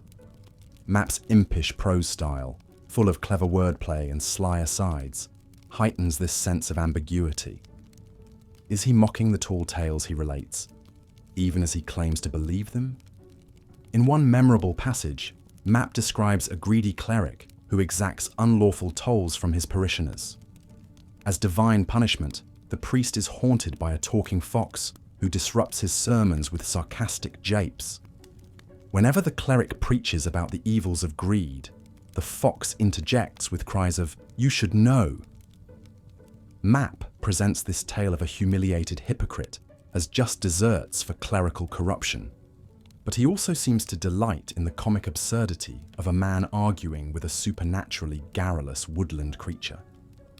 Like his contemporary Gervase of Tilbury, Walter Map was a man of his time, steeped in the superstitions and folklore of the Middle Ages, yet also struggling to make sense of them through the lens of Christian doctrine and classical learning. His De Nugis Curialium is a monument to the medieval fascination with the bizarre, the miraculous, and the downright unsettling. Map's book enjoyed wide circulation, with over 50 manuscript copies surviving to the present day. Its influence can be seen in later medieval writers like Gerald of Wales, who also dabbled in tales of the supernatural. Some scholars have even suggested that Map's work may have influenced the development of Arthurian legend, with its rich vein of magical marvels and uncanny encounters. But Walter Map's true legacy lies in the enduring power of the stories he helped to preserve. His irreverent retellings of age-old folk tales and snippets of medieval rumour offer us a glimpse into the fears and fantasies of a long-vanished world. Like the mischievous sprites and impish fairies that haunt the pages of De Nugis Curialium, Map's tall tales continue to work their magic on our imaginations, unsettling and enchanting us in equal measure. As the Middle Ages wore on, belief in malevolent fairies and shape-shifting witches would take an increasingly dark turn. The once playful folk traditions of an earlier era would be recast as diabolical threats, to be stamped out by zealous inquisitors. Lurking beneath the surface of Walter Map's satirical sallies and Gervase of Tilbury's earnest anecdotes were the seeds of a more sinister strain of superstition. In the centuries to come, the medieval obsession with the uncanny would reach a terrible crescendo in the witch hunts that swept across Europe. Countless innocent lives would be destroyed by the fear and paranoia, unleashed by this twisted fusion of folklore and religious fervour. At the centre of this storm of superstition was a figure who came to embody the darkest aspects of medieval belief in the supernatural, the witch.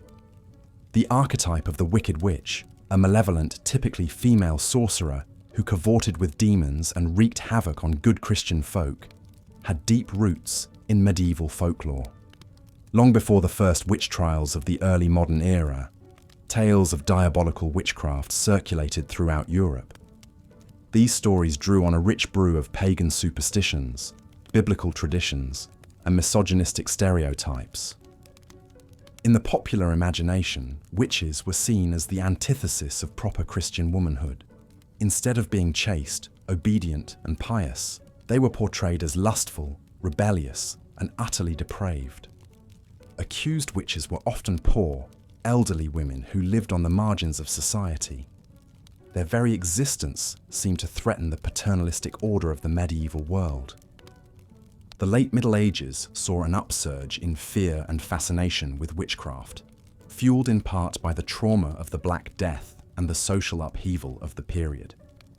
As the old feudal order crumbled and traditional beliefs were challenged by new ideas, many clung ever more tightly to superstition as a source of certainty in an uncertain world. It was in this charged atmosphere that witch trials began to proliferate across Europe. The first major outbreak occurred in the French-Swiss border region in the early 15th century. Over the next 200 years, witch hunts would claim an estimated 50,000 lives, the vast majority of them women. The methods used to root out suspected witches were as cruel as they were absurd. Accused women were subjected to brutal interrogations, often under torture, until they confessed to fantastical crimes like flying to Sabbaths, copulating with demons and blighting crops.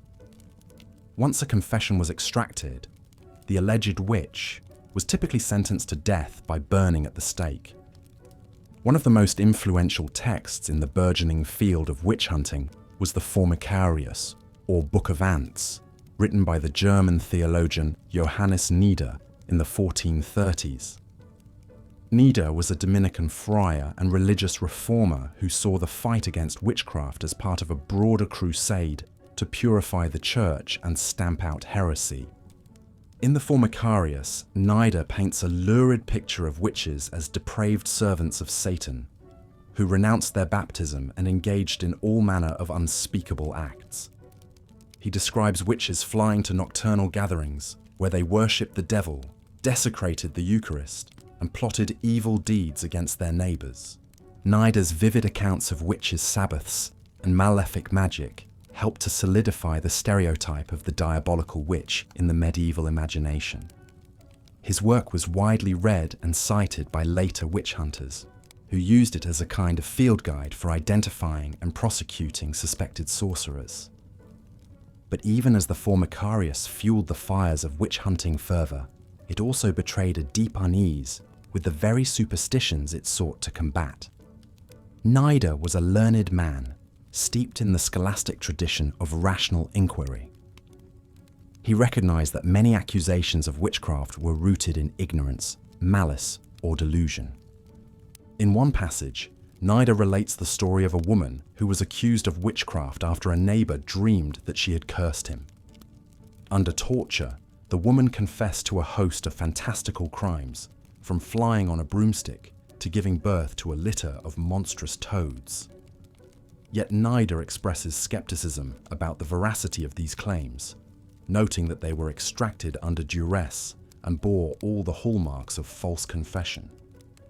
This ambivalence reflects the complex attitudes of medieval intellectuals toward witchcraft and superstition. On the one hand, theologians like Nider saw belief in sorcery as a dangerous delusion, a relic of pagan ignorance that needed to be stamped out.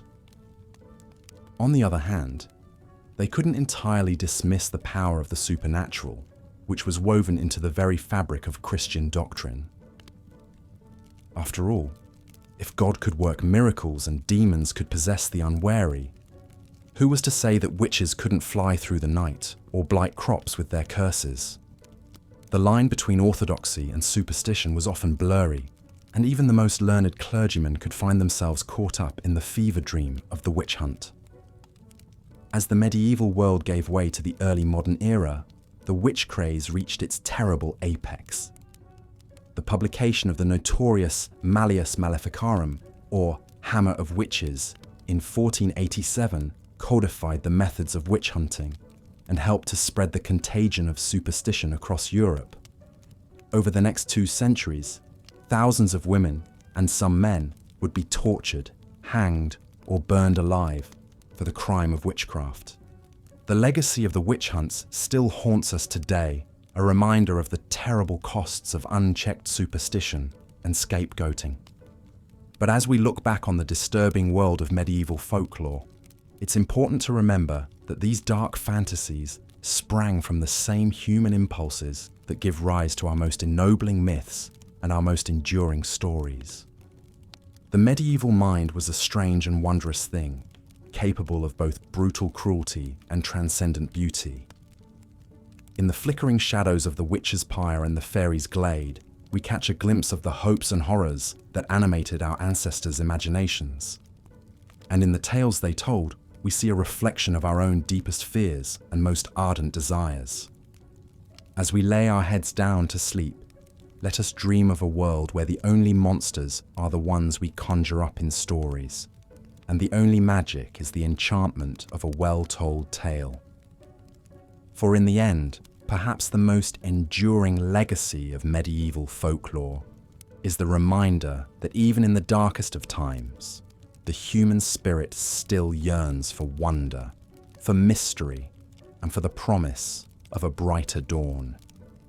So let us close our eyes and drift off to sleep, secure in the knowledge that the ghosts and goblins of the past are nothing more than shadows on the wall, figments of our own imagining. And let us dream of a future where reason and compassion triumph over fear and superstition, and where the only witchcraft we practice is the magic of kindness and understanding. Good night, dear listener, and pleasant dreams. After centuries of witch-hunting fervour, belief in malevolent witchcraft persisted into the modern era. The disturbing legacy of medieval witch trials echoed through the Salem witch trials of 1692, where mass hysteria gripped the Puritan settlement. 19 innocent women and men were executed, accused of cavorting with the devil and afflicting their neighbours with curses. The names of those hanged, Bridget Bishop, Sarah Good, Susanna Martin, and more, stand as a sombre reminder of the power of superstition to breed deadly paranoia. Even as the Age of Enlightenment dawned in the 18th century, bringing new emphasis on reason over dogma, old folklore died hard. Across Europe, the eerie figure of the vampire continued to haunt the popular imagination. In 1732, the case of Arnold Powell, a Serbian soldier believed to have returned from the grave as a blood-sucking revenant, caused a sensation. Powell's exhumed corpse was ritually staked through the heart, a medieval method of dispatching the undead that endured for centuries. The Romantic movement of the early 19th century saw a resurgence of interest in the dark lore of the Middle Ages.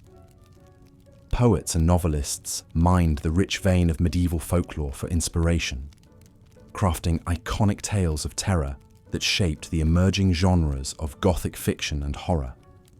Samuel Taylor Coleridge's 1798 poem, The Rime of the Ancient Mariner, drew upon the medieval motif of the wandering Jew, condemned to walk the earth for eternity.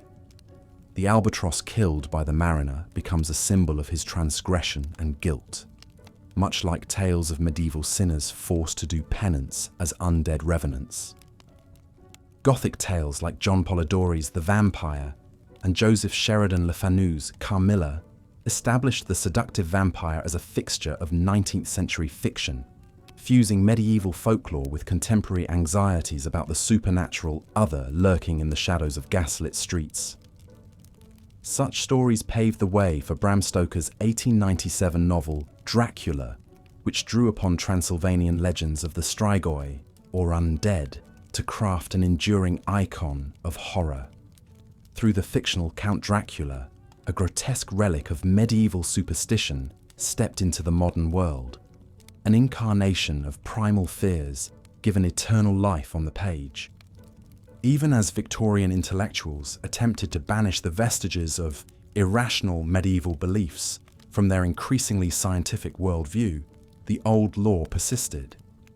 In Britain, the mystic and scholar Margaret Murray popularized the controversial theory that the witches persecuted in the Middle Ages and early modern era were practitioners of a prehistoric pagan religion.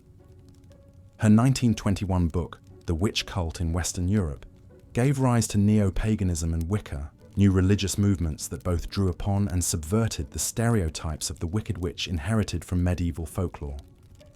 The early 20th century saw the rise of professional folklorists devoted to preserving the vanishing peasant traditions of Europe. Pioneers like Andrew Lang and the Brothers Grimm collected fairy tales and folk beliefs, while the Irish poet William Butler Yeats championed Celtic folklore as a wellspring of timeless wisdom. In their hands, the often unsettling lore of the medieval countryside was reframed as quaint superstition or whimsical fantasy, its darker edges sanded down for nursery reading. Yet the undercurrents of the uncanny persist in these Bowdlerized tales, inviting us to read between the lines. When the Grimms tell of Frau Trude, a cannibalistic witch who lures a curious girl to her doom, we hear the echo of medieval tales like the quasi-historical account of Melusine, the half-serpent wife of a French count. The archetypes repeat: the monstrous feminine, the transgressive woman, the supernatural intruder in the home. However much we may dismiss these tropes as irrational relics of a benighted age, they continue to unsettle us, tapping into primal fears that never quite fade. In our modern era of skyscrapers and fiber optics, the old lore lurks in the shadow of progress. Psychologists debate the evolutionary origins of belief in ghosts and demons, while scientists study the role of sleep paralysis in generating visions of supernatural assaults by night-riding hags. And in the dark corners of the internet, creepypasta spreads like digital folklore, rehashing medieval motifs for a new millennium.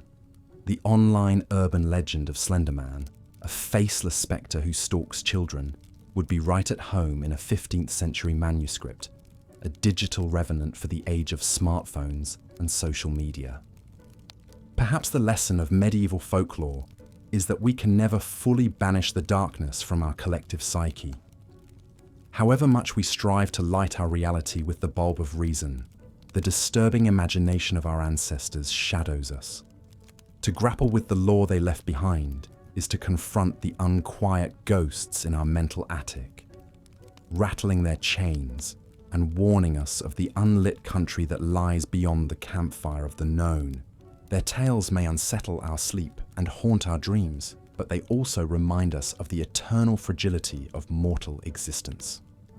Like the dancing skeletons in medieval frescoes, the strange creatures of folklore lead us in a waltz with death and uncertainty. We may recoil from their rictus grins, but we cannot deny our kinship with the long line of trembling souls who passed them down. Lying awake in the darkened bedchamber, our mind may drift uneasily on the night tides. But in that liminal space between waking and dream, we keep faith with the whispering ancestors whose fearful visions still beguile and bedazzle us from the depths of the past. So let us not dismiss the uncanny lore of the Middle Ages as mere historical curiosity, for in the end, their nightmares are our own, refracted through the warped glass of time. By peering through the cracks into the medieval mind, we may just catch a glimpse of the face that stares back at us from the mirror of history, familiar and strange, a reflection of the eternal human condition, poised forever between dread and wonder at the vast mystery of the world we inhabit for our brief span upon the stage. And with that unsettling thought, we come to the end of our journey through the haunted forest of medieval folklore. The campfire burns low, the shadows lengthen, and the wind whispers secrets in a language we have only begun to fathom. It's time to bank the embers and retire to our uneasy beds, where the old tales may trouble and inspire our dreams. Until the next time when the fancy strikes to venture again into that unquiet country of the past, this is your faithful chronicler, bidding you a good night and pleasant slumbers. May the night-riding hag pass you by unscathed, and the grimacing Strix keep its gory talons from your throat as you surrender to the soothing embrace of sleep. Rest well, fellow traveller, and dream of brighter visions than the ones we've summoned here. The disturbing world of medieval folklore will still be waiting when you wake, as it always has, a cracked mirror held up to the eternal fears and wonders of the human soul. The 15th century theologian Johannes Nieder was a man deeply troubled by what he saw as the growing threat of witchcraft in medieval society. Born in the Swabian village of Isny im Allgäu around 1380, Nieder entered the Dominican order as a young man and quickly rose through the ranks thanks to his keen intellect and religious zeal.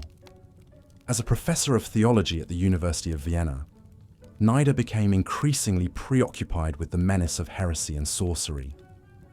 He began collecting accounts of accused witches, sorcerers, and their vile misdeeds, meticulously recording the lurid details in his notebooks. Nida saw it as his sacred duty to expose the evil that he believed was festering throughout Christendom. This obsessive research culminated in his most famous work, Formicarius, or The Anthill. Published around 1437, this hefty 5-volume treatise was a compendium of all the knowledge Nida had gathered about witchcraft, demons, and the dark arts. He chose the title as an allegorical reference to the industrious and orderly society of ants, which he held up as a model for the Christian community. Just as an anthill is a paragon of productivity and cooperation, Nida believed the church should work together to root out the cancer of witchcraft that threatened the social fabric. Formicarius was his rallying cry for other theologians and clerics to take up arms in this righteous struggle. The pages of Formicarius teem with shocking stories of witches' depraved crimes and obscene pacts with Satan. Nida describes in almost pornographic detail the witches' sabbaths, where covens would gather to worship the devil, desecrate the cross, and engage in all manner of sexual abominations. According to Nida, witches could transform into animals, ride through the night sky on brooms or pitchforks, and blight crops with a mere glance. They stole consecrated hosts to use in their blasphemous rituals, and sacrificed unbaptized infants to their infernal master. No perversion or sacrilege was too vile for these disciples of Satan. Nida reserved special contempt for midwives who worked as witches. In his fevered telling, these women would secretly consecrate newborns to the devil and use their bodies to make magical potions. He accuses them of killing babies in the womb so they could feast on the flesh with their fellow hags. While some of Nida's contemporaries dismissed his more outlandish claims, Formicarius struck a chord in certain quarters of the church. The late Middle Ages was a time of social upheaval, religious doubt, and apocalyptic dread. For many, the horrors described by Nida seemed all too plausible, a tangible manifestation of the evil that surely heralded the end times. As a result, Formicarius became something of a manual for witch hunters in the 15th and 16th centuries. Its relentless cataloguing of witches' crimes and methods for extracting confessions helped to codify the image of the diabolical witch in the popular imagination. Inquisitors and judges consulted the book as they tried accused sorcerers, searching for the telltale signs of corruption that Nida had so painstakingly described. While Johannes Nida didn't live to see the full, terrible impact of his work, he died of plague in 1438, his baleful influence lingered long after his passing. Formicarius planted the seeds that would sprout into full-blown witch hysteria in the coming centuries. The notion that witches were a vast, hidden threat, working to undermine the very foundations of Christian society, would be used to justify the torture and execution of untold thousands of people, most of them women. Of course, Nida was a product of his time, a man steeped in the superstitions and anxieties of the late medieval world. For him, witches were a very real and present danger, not simply the fantasies of a fevered mind. And yet, there's a disturbing relish in the way he describes their alleged crimes, a prurient fascination with the gory particulars of their evil. One can't help but wonder if Nida didn't take a certain satisfaction in his self-appointed role as a soldier of Christ, battling the forces of darkness wherever they might lurk. In his mind, perhaps, he was a noble crusader, a defender of the faith bravely confronting the ultimate enemy. But from our modern vantage point, Nida looks more like a tragic, even pathetic figure. A man so consumed by his own paranoia and righteousness that he could no longer distinguish fantasy from reality. In his zeal to cleanse the world of evil, he only succeeded in adding to its sum total of misery and suffering. It's a cautionary tale, in many ways, about the dangers of blind certainty and moral panic.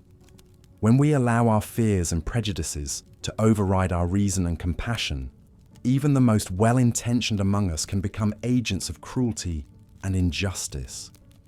Johannes Nieder may have believed he was doing God's work, but in the end, his legacy is one of darkness, not light. He stoked the flames of a deadly superstition that would claim countless innocent lives and leave a lasting stain on European history. And so we remember him not as a righteous warrior or a brilliant scholar, but as a sad, deluded man who gazed too long into the abyss of human wickedness and mistook his own reflection for the face of the devil. In the annals of medieval folklore, Johannes Nieder is a figure of tragedy and terror, a reminder of the all-too-human capacity for cruelty in the name of virtue. But Nider's Formicarius was just one thread in the dark tapestry of late medieval folklore. As the Middle Ages drew to a close, Europeans found themselves confronted with the spectre of death on an unprecedented scale.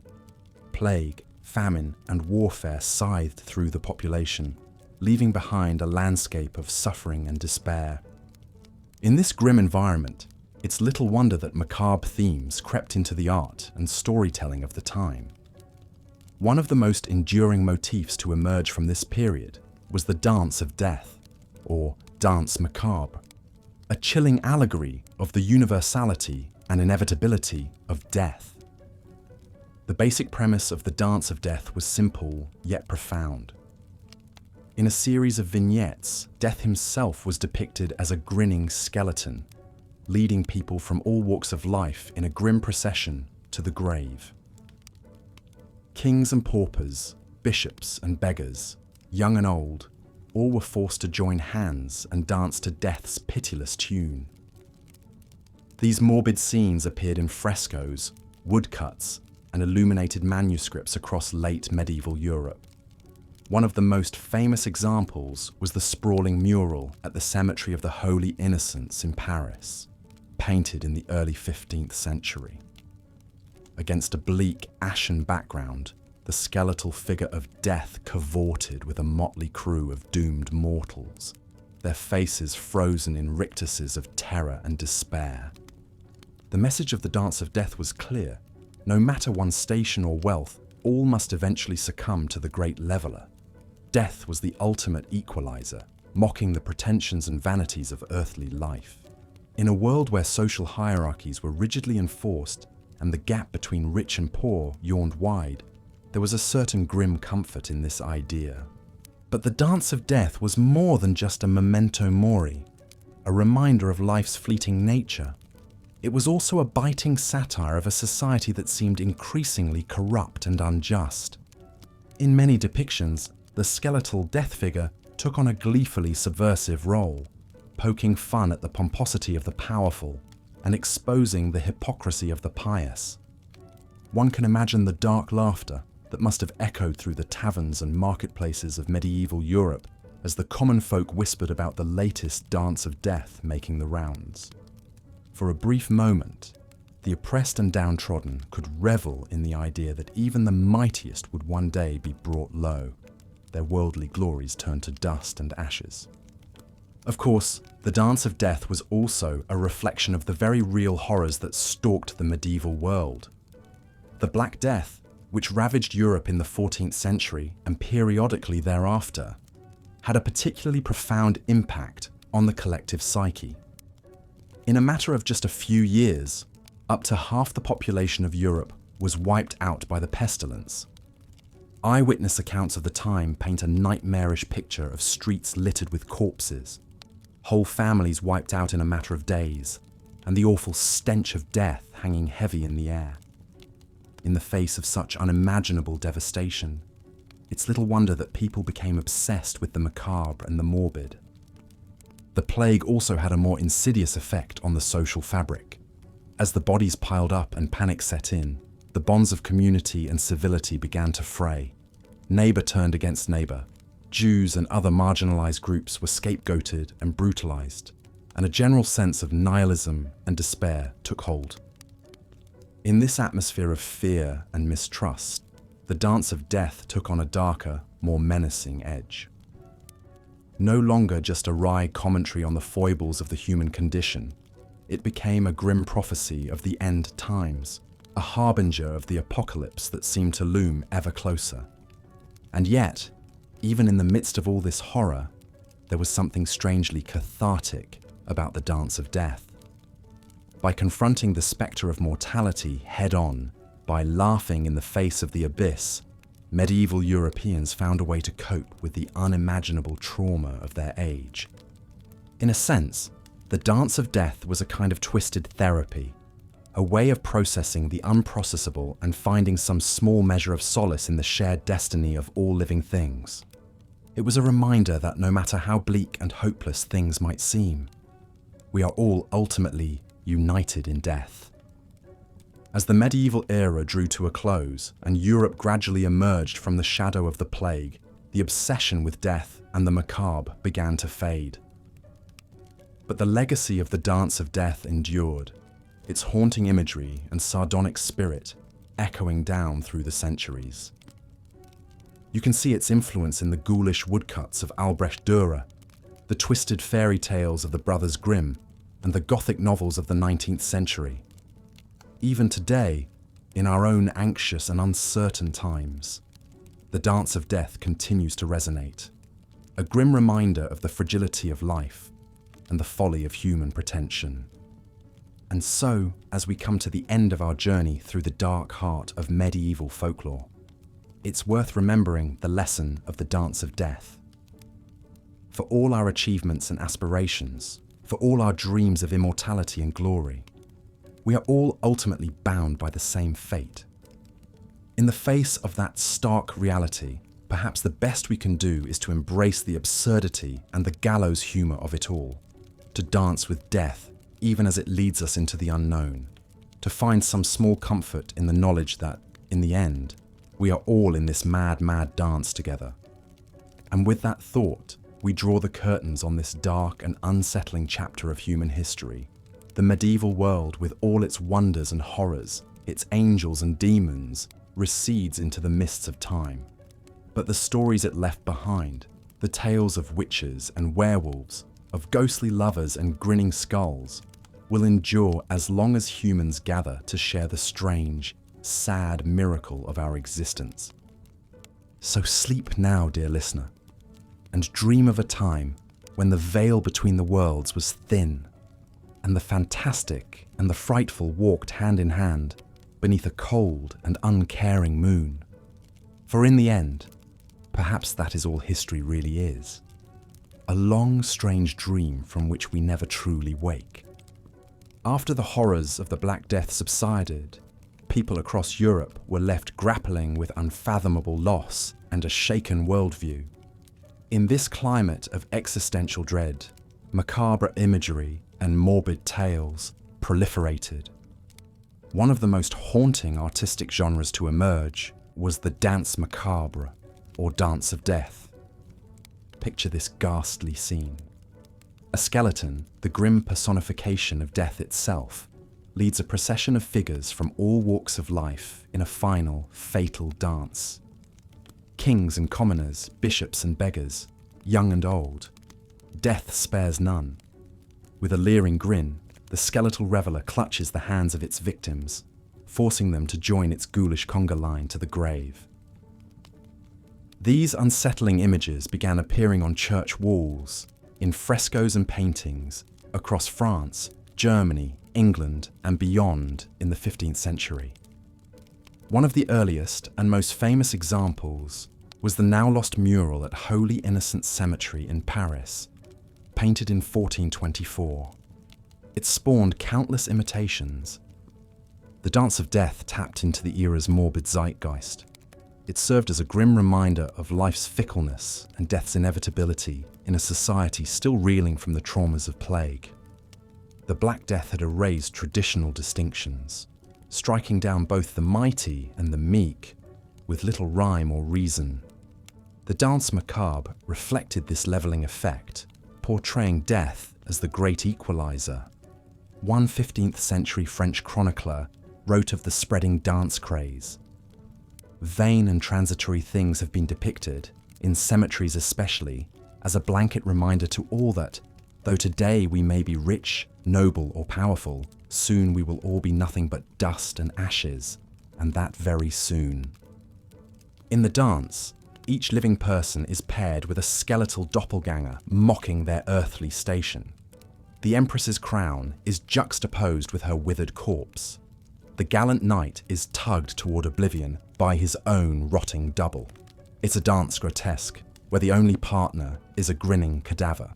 The motif spread rapidly in both religious and secular contexts. In churches, it delivered a stern memento mori, a reminder of death meant to spur the faithful toward penitence and away from worldly vanity. But it soon leapt from cathedral walls to castle halls, appearing in court murals, illuminated manuscripts, even decorative clocks. One particularly elaborate depiction graced the walls of the Parisian Cimetière des Innocents, surrounding late medieval Parisians with an inescapable vision of their own impending doom every time they passed the crowded graveyard.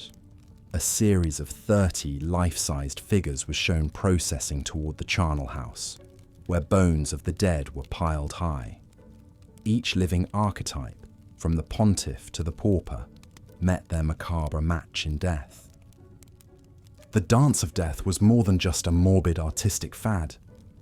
It was a cultural mirror reflecting deep societal anxieties. Death was a constant spectre looming over medieval life. If the Black Death had made human mortality terrifyingly real, the dance macabre turned that grim reality into a symbolic tableau. Scholars have noted how the motif inverted traditional hierarchies. In feudal society, the social classes were rigidly separated in life. But in the skeletal procession, all were equal and all linked by the bony grip of a shared destiny. The mighty found themselves helpless, just another link in death's chain. So while ostensibly macabre, the dance conveyed a certain dark comfort. Rich and poor, sinner and saint all shared the same fate. The living might cling to worldly vanities, but the dance macabre reminded them that life is a fleeting dance, and none may refuse when death itself comes calling for a partner. As one 15th century French poet wrote, meditating on the skeletal dancers, though life does bring joy, none can postpone his dance when at last the piper plays his solemn note. See them join the caper 'neath the cypress trees. Hop they must to death's tune, each soul with mortal ease. The fascination with the dance of death waned in the 16th century as medieval gloom gave way to Renaissance light, but it experienced a revival in later eras, especially the plague-ravaged 17th century and the death-haunted Romantic period. Even today, its unsettling imagery persists in our visual culture, from Halloween decorations to heavy metal album covers. The dance macabre endures as a relic of a society forced to stare its own mortality in the face. Through art, music, and poetry, medieval Europeans grappled with the Great Leveller, the one force that made paupers of kings and emperors. In the dance of death, we see the perennial human struggle to come to terms with the big sleep that awaits us all. For all its ghoulishness, there's something strangely soothing about the dance macabre. In portraying the fundamental equality and shared humanity of all people, it offered an odd comfort to those living in the shadow of death. Rich or poor, pious or profane, all mortals are linked by the grim grip of that final waltz into the eternal twilight. And so, having traced the morbid twirls and macabre steps of the medieval dance of death, we return to our overarching theme: the tenacious hold of folklore over the medieval European mind. From fairies to witches, werewolves to revenants, monstrous births to ominous omens, the mental world of medieval people was peopled by a panoply of wonders and horrors. These fantastical tales and terrifying entities served as a symbolic language for grappling with the anxieties and uncertainties of life in a perilous age. In a world of famine, disease, and religious upheaval, folklore mapped out a way of understanding and interpreting events that defied easy explanation.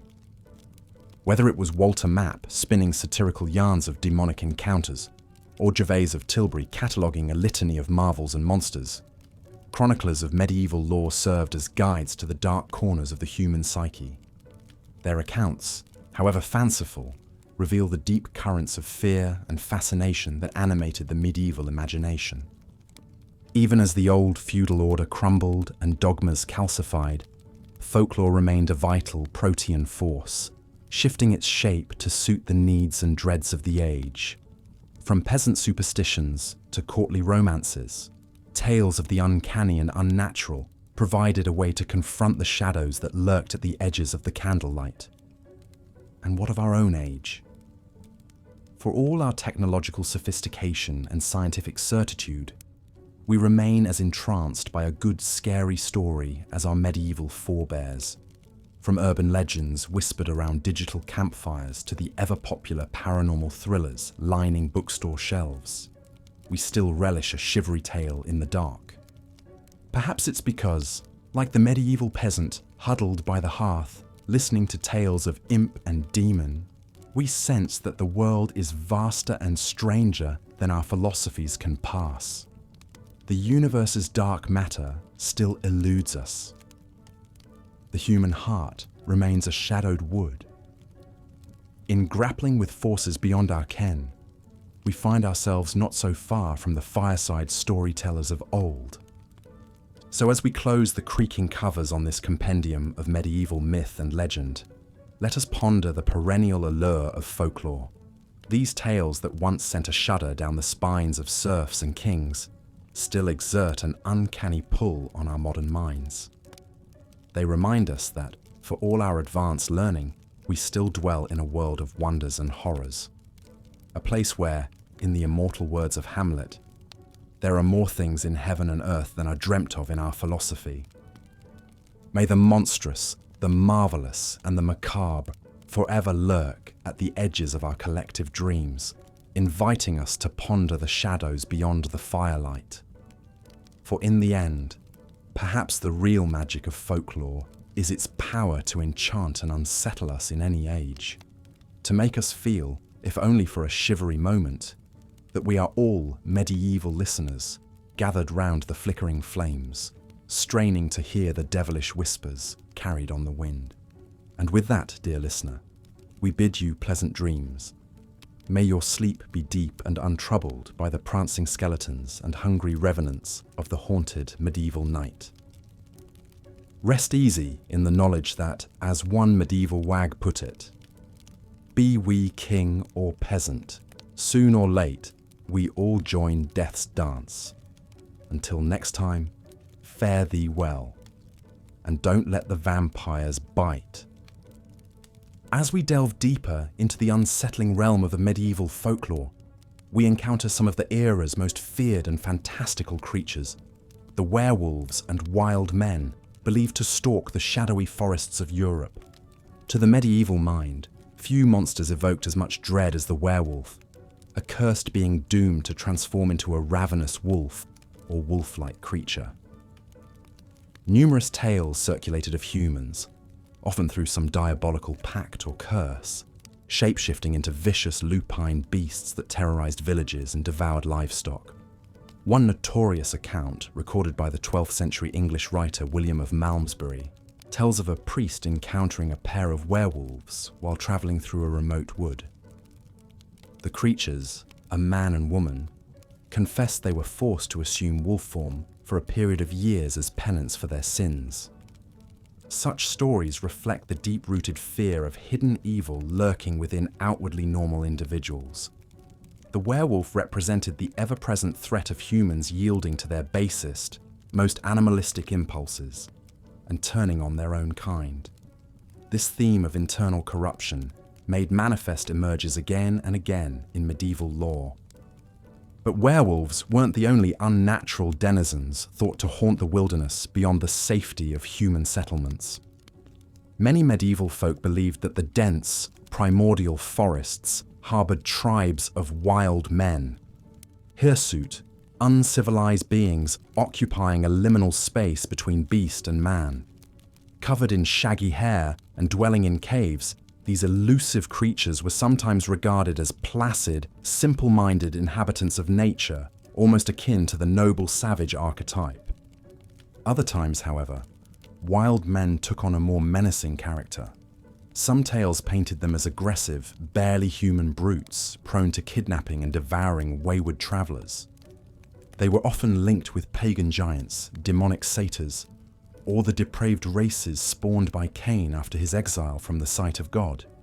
In a sense, wild men and werewolves embodied two sides of the same coin. External representations of the untamed, uncivilized energies believed to live inside the human soul. While werewolves revealed the beast hidden within man, wild men showed what became of those who surrendered completely to their primal nature. Both creatures highlighted the importance medieval society placed on controlling one's dark urges, taming the inner wilderness through devotion and strict adherence to cultural mores. Underpinning these beliefs was the concept that man, as a hybrid of flesh and spirit, straddled the earthly and heavenly realms. To succumb entirely to base instincts was to damn oneself, to become something subhuman in the eyes of God. And what greater reminder of the need for constant spiritual vigilance than a rampaging werewolf or brutish wild man? As frightening as these bestial entities were, however, medieval folklore contained threats of an even more insidious nature. For beneath the veneer of human civilization, even within the very walls of home and hearth, witches and their dark magic were thought to be ever at work, sowing curses and corruption. A climate of growing paranoia began to take hold as common misfortunes, failed crops, ailing livestock, inexplicable illness, were increasingly blamed on the secret machinations of witches. But who were these alleged disciples of the devil, and what malevolent powers did they wield? The answers reveal the depths of medieval anxieties about evil in its most human guise. As the medieval world grappled with the spectre of witchcraft, one man's writings would prove deeply influential in shaping attitudes and stoking the fires of witch hunts to come. Johannes Nider was a 15th century German theologian and Dominican friar who penned an incendiary treatise on witches titled Formicarius, or The Ant Hill. Born in the Swabian town of Isny im Allgäu around 1380, Nider embarked on a clerical path from a young age. He entered the Dominican order as a youth and studied theology at Vienna and Cologne, two great centers of learning in the Holy Roman Empire.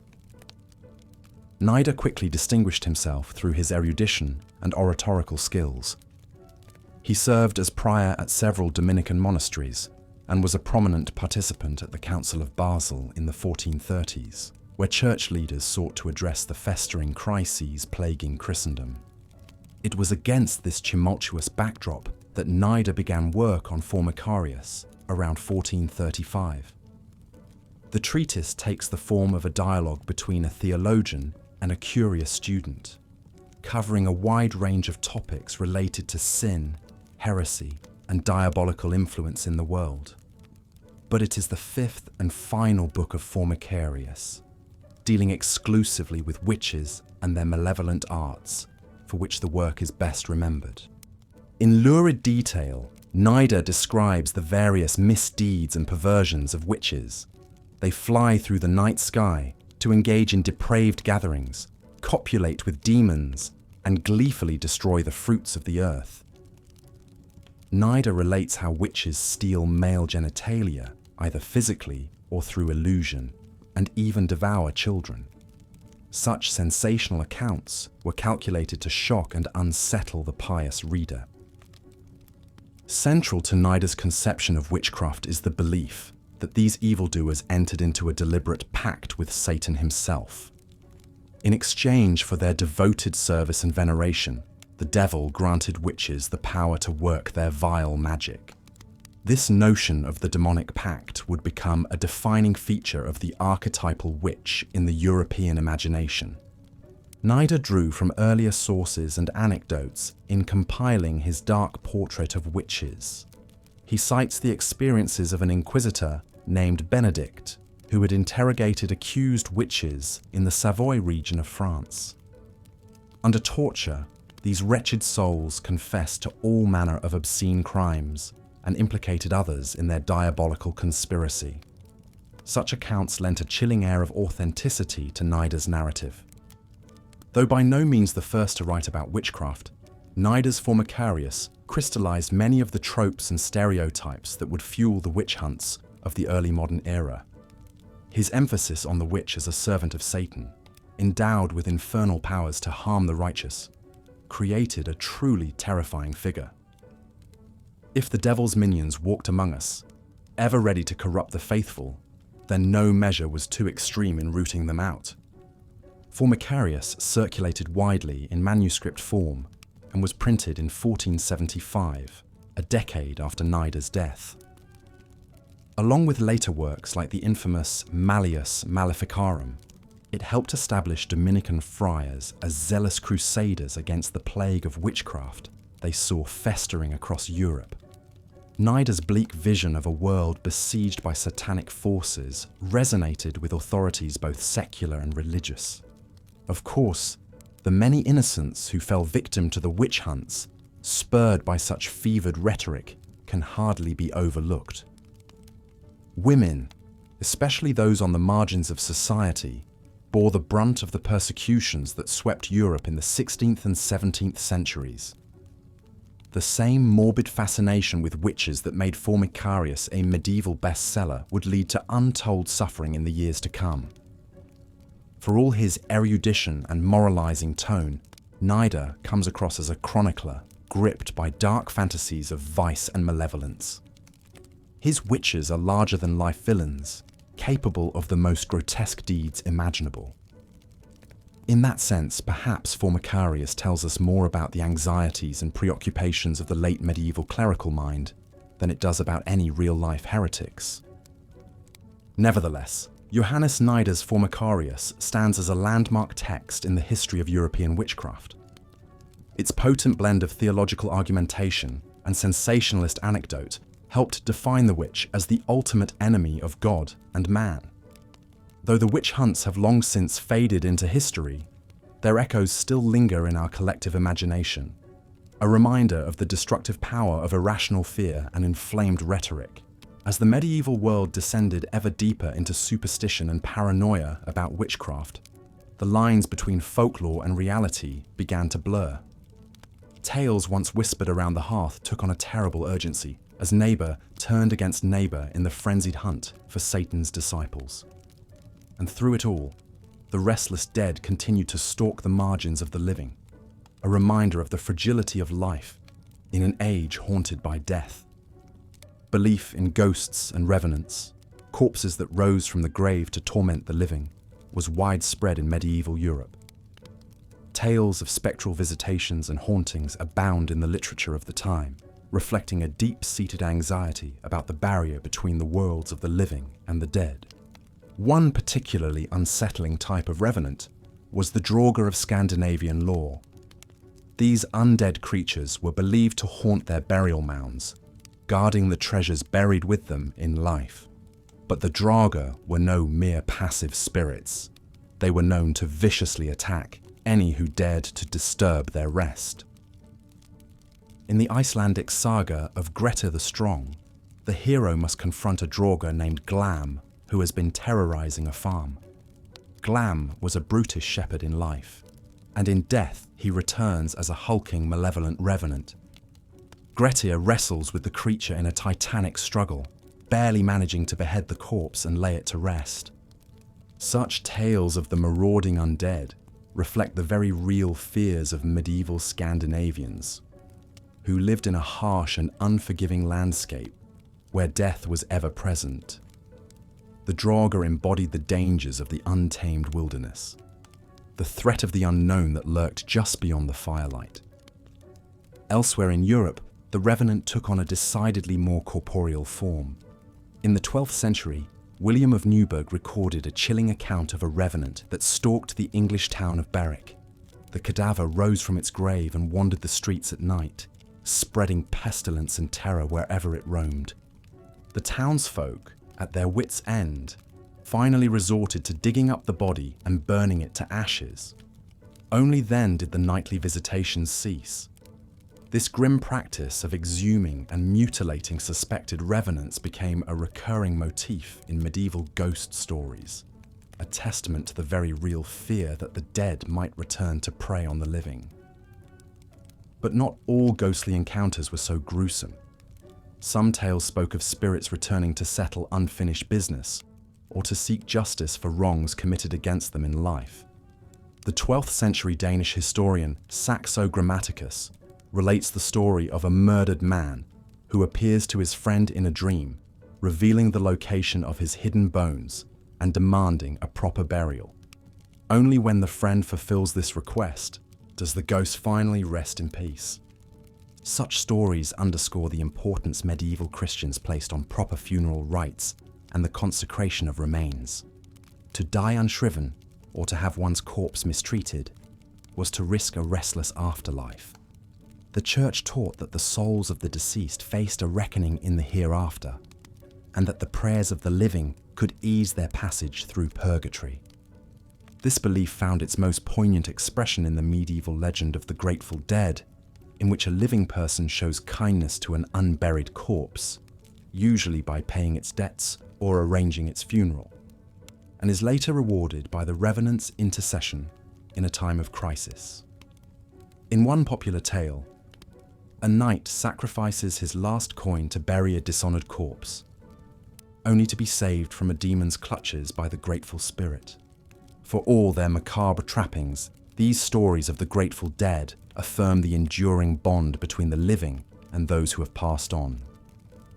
They suggest that acts of compassion and remembrance can reach beyond the grave, forging a connection that even death cannot sever. As the Middle Ages drew to a close, Europeans found themselves grappling with the calamitous effects of famine, war, and pestilence.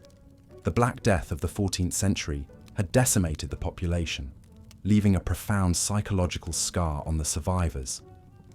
In this climate of morbid anxiety, a new artistic motif emerged that would come to define the late medieval mindset: the dance macabre, or dance of death. The dance of death was an allegorical genre that depicted all members of society, from kings to paupers, being led to the grave by skeletal personifications of death.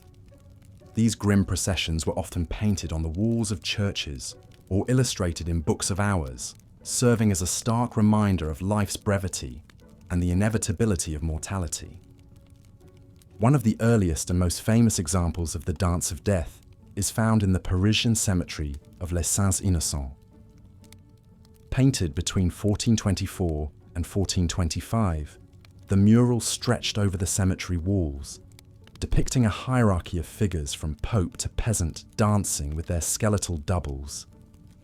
Each living person is paired with a grinning corpse, a macabre doppelganger ushering them toward the tomb. The accompanying verses, written in Middle French, drive home the message with bleak humour. You who pass by, consider well how little you will be remembered after death, and conduct yourself in such a way that you have no dread of death. The dance of death at Les Saints Innocents quickly became a sensation, spawning countless imitations across Europe. From the frescoes of Lübeck's Marienkirche to the woodcuts of Hans Holbein the Younger, the motif spread like a memento mori plague, infiltrating the visual culture of the late Middle Ages. But the dance of death was more than just a morbid fascination with mortality. It was a subversive commentary on the social hierarchies of medieval society, a leveling force that reduced all to mere bones. In the face of death, the dance proclaims, all earthly distinctions are rendered meaningless. This egalitarian message held particular resonance in the wake of the Black Death, which had decimated rich and poor alike. The plague had shattered the illusion of stability and order, revealing the fragility of human institutions. In the grinning skeletons of the dance of death, the survivors saw a reflection of their own vulnerability, a reminder that life was fleeting and death the great equalizer. The Dance of Death also spoke to a growing disillusionment with the Church and its promises of salvation. As successive waves of plague and war ravaged Europe, many began to question the efficacy of religious rituals and the integrity of the clergy. The skeletal figures leading popes and bishops to the grave served as a biting critique of ecclesiastical corruption, a suggestion that even the most exalted were not immune to judgment. In the end, the Dance of Death offered a grim sort of comfort to a society grappling with the spectre of a mass mortality. It acknowledged the universality of death while also hinting at the vanity of earthly striving. If all were bound for the grave, then perhaps the only true meaning lay in living each moment to the fullest, in savouring the precious gift of life while it lasted. As the medieval world gave way to the Renaissance and the Enlightenment, the Dance of Death gradually faded from the cultural landscape, but its legacy endures in the memento mori of Baroque art, the Gothic literature of the Romantic era, and the horror films of our own time. Whenever we confront the spectre of mortality, we are participating in a tradition that stretches back to those macabre dances of the Middle Ages. The unsettling tales and morbid preoccupations of medieval folklore may seem a far cry from our own rational, scientific age. But beneath their fantastical trappings, these stories speak to something deep and enduring in the human psyche. A fascination with the unknown, a fear of the dark, and a yearning to make sense of life's mysteries. In the monsters and witches, the ghosts and the walking dead, we see reflected our own anxieties and desires, our own struggle to find meaning in a world that often seems capricious and cruel. Medieval folklore may have been born of superstition and ignorance, but it also testifies to the power of the human imagination, to our capacity for wonder and terror in the face of the unknown. So perhaps, as we lay our heads down to sleep, we might spare a thought for those long-ago storytellers, huddled around the flickering hearth, spinning tales of the uncanny and the macabre.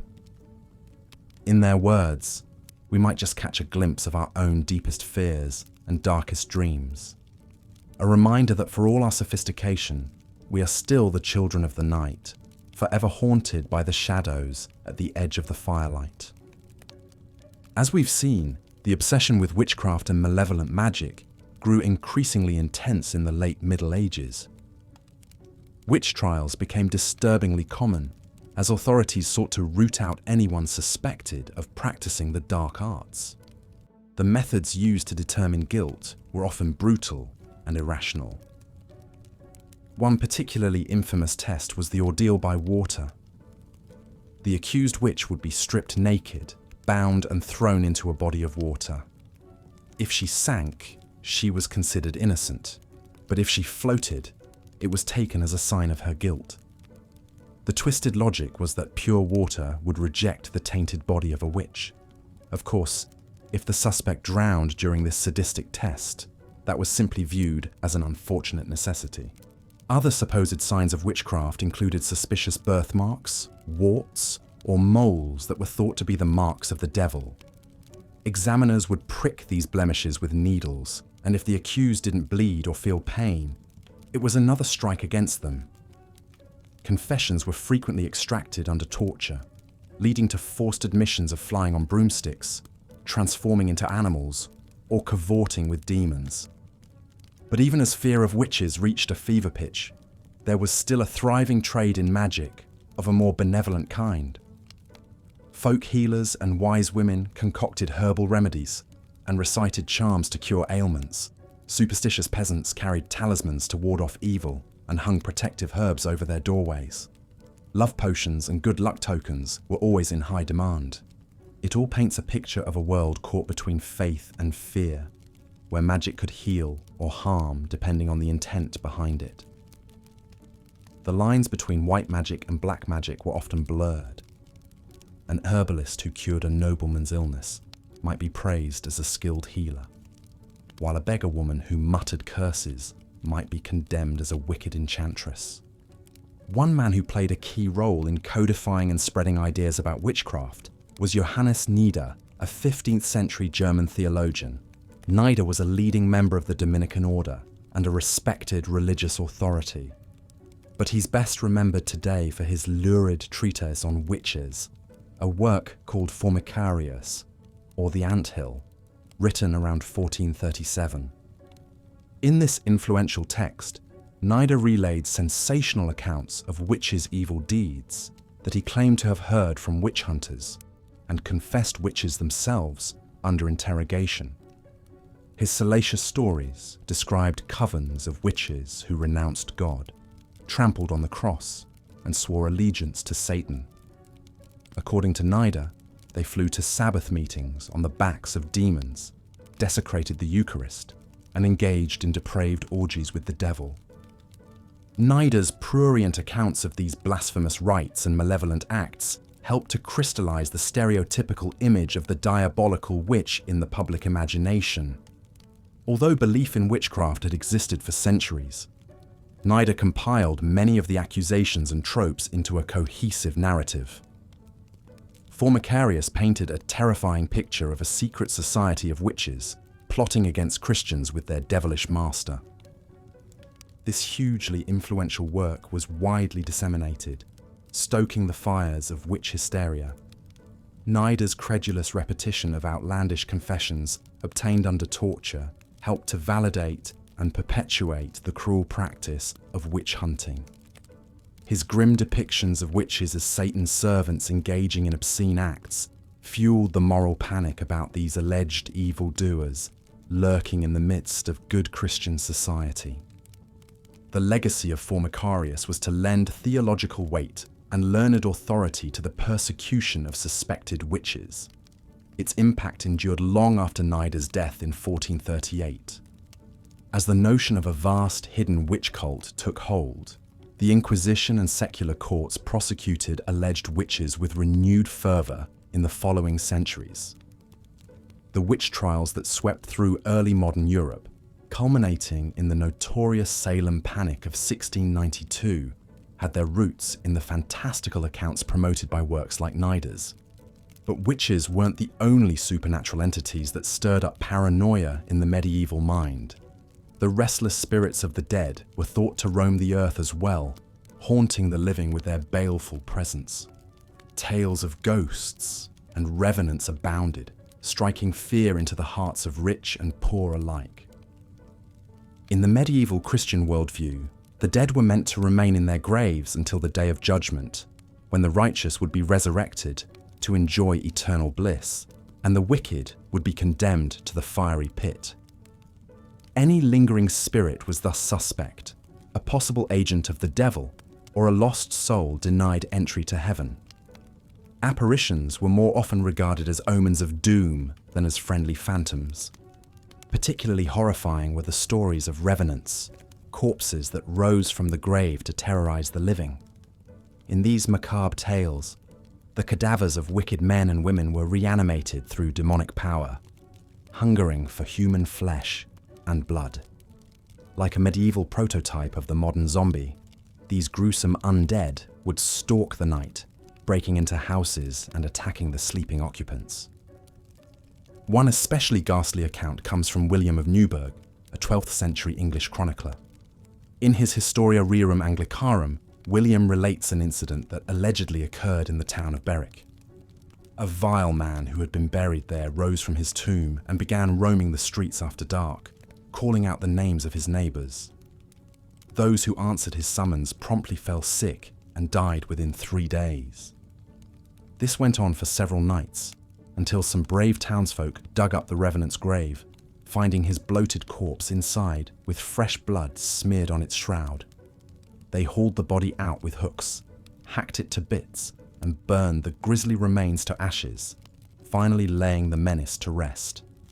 Such ghoulish rituals of dismemberment were thought to be the only sure way to keep a persistent revenant in its tomb. William's lurid tale highlights the morbid preoccupation with death and decay in the medieval psyche. At a time when disease was rampant, famine common, and violence a fact of life, death was an ever-present spectre. The average life expectancy hovered around 30 years, and even those who survived to old age rarely made it past 60.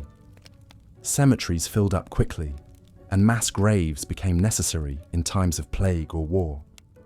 Surrounded by so much mortality, it's little wonder that the medieval mind conjured up nightmarish visions of the unquiet dead. Ghosts and revenants embodied the disturbing notion that death was not always the end, that some remnant of the deceased might linger on in a horrible half-life. These unsettling entities blurred the line between the natural and the supernatural, the living and the deceased. The grim fixation on death found its ultimate expression in a common artistic and literary motif of the late Middle Ages, the dance of death. Also known as the danse macabre, these eerie images depicted the figure of death as a grinning skeleton, leading people from all walks of life in a grotesque conga line to the grave. Kings and commoners, bishops and beggars all linked hands as death played a macabre tune. The point of this morbid allegory was to remind viewers of death's inevitability and the ultimate equality it imposed on all. No matter how wealthy or powerful you were in life, death would come for you in the end, stripping away all earthly distinctions. The dance of death served as a stern memento mori, a warning not to become too attached to the fleeting pleasures of the world. These unsettling scenes adorned the walls of churches and cemeteries, their skeletal figures capering across frescoes and carved into stone. Woodcuts and illuminated manuscripts brought the deathly dance into homes, a constant reminder of life's fragility. At a time when death was so omnipresent, art like this helped people to confront and process their profound anxieties about mortality. One can only imagine the impact these macabre masterpieces had on the medieval mind. To walk into a candlelit church and see the fleshless figure of death leading a daisy chain of doomed souls must have been a chilling experience. It was a stark reminder that no matter how much you tried to avoid it, the Grim Reaper's bony hand would eventually grasp yours, drawing you into the fatal dance. And yet, even in the face of all this mortal dread, medieval people found ways to use humour as a coping mechanism. Manuscript marginalia often featured absurd little doodles of animals playing instruments or performing acrobatics, injecting a note of levity into an otherwise sombre work. Death itself could be mocked as well as feared, with satirical epitaphs and parodic last wills pointing out the futility of worldly striving. This strange mixture of the sacred and the profane, the terrifying and the humorous, is part of what makes the world of medieval folklore so enduringly fascinating. In these tales of monsters and marvels, witches and walking corpses, we can see the human mind grappling with the great mysteries of life and death, good and evil. The medieval imagination confronted the darkest aspects of existence and transmuted them into captivating stories and indelible images. Though the dragons and fairies of medieval lore may have long since faded into myth, they still hold a powerful grip on our collective unconscious. These archetypal fears and fantasies continue to shape our literature, our art, even our dreams. When we read the fairy tales of the Brothers Grimm, or watch a horror film about a vengeful ghost, we are tapping into the rich vein of folklore first mined in the Middle Ages. And in moments of uncertainty or danger, we may find ourselves reaching instinctively for the talismans and rituals of an earlier age. How many modern buildings still have gargoyles perched on their parapets, warding off evil spirits? How many of us still knock on wood or cross our fingers for luck without fully knowing why? Even in our technologically advanced age, we are not so far removed from our superstitious medieval ancestors as we might like to think. In the end, perhaps the true power of medieval folklore lies in its ability to enchant and unsettle us in equal measure.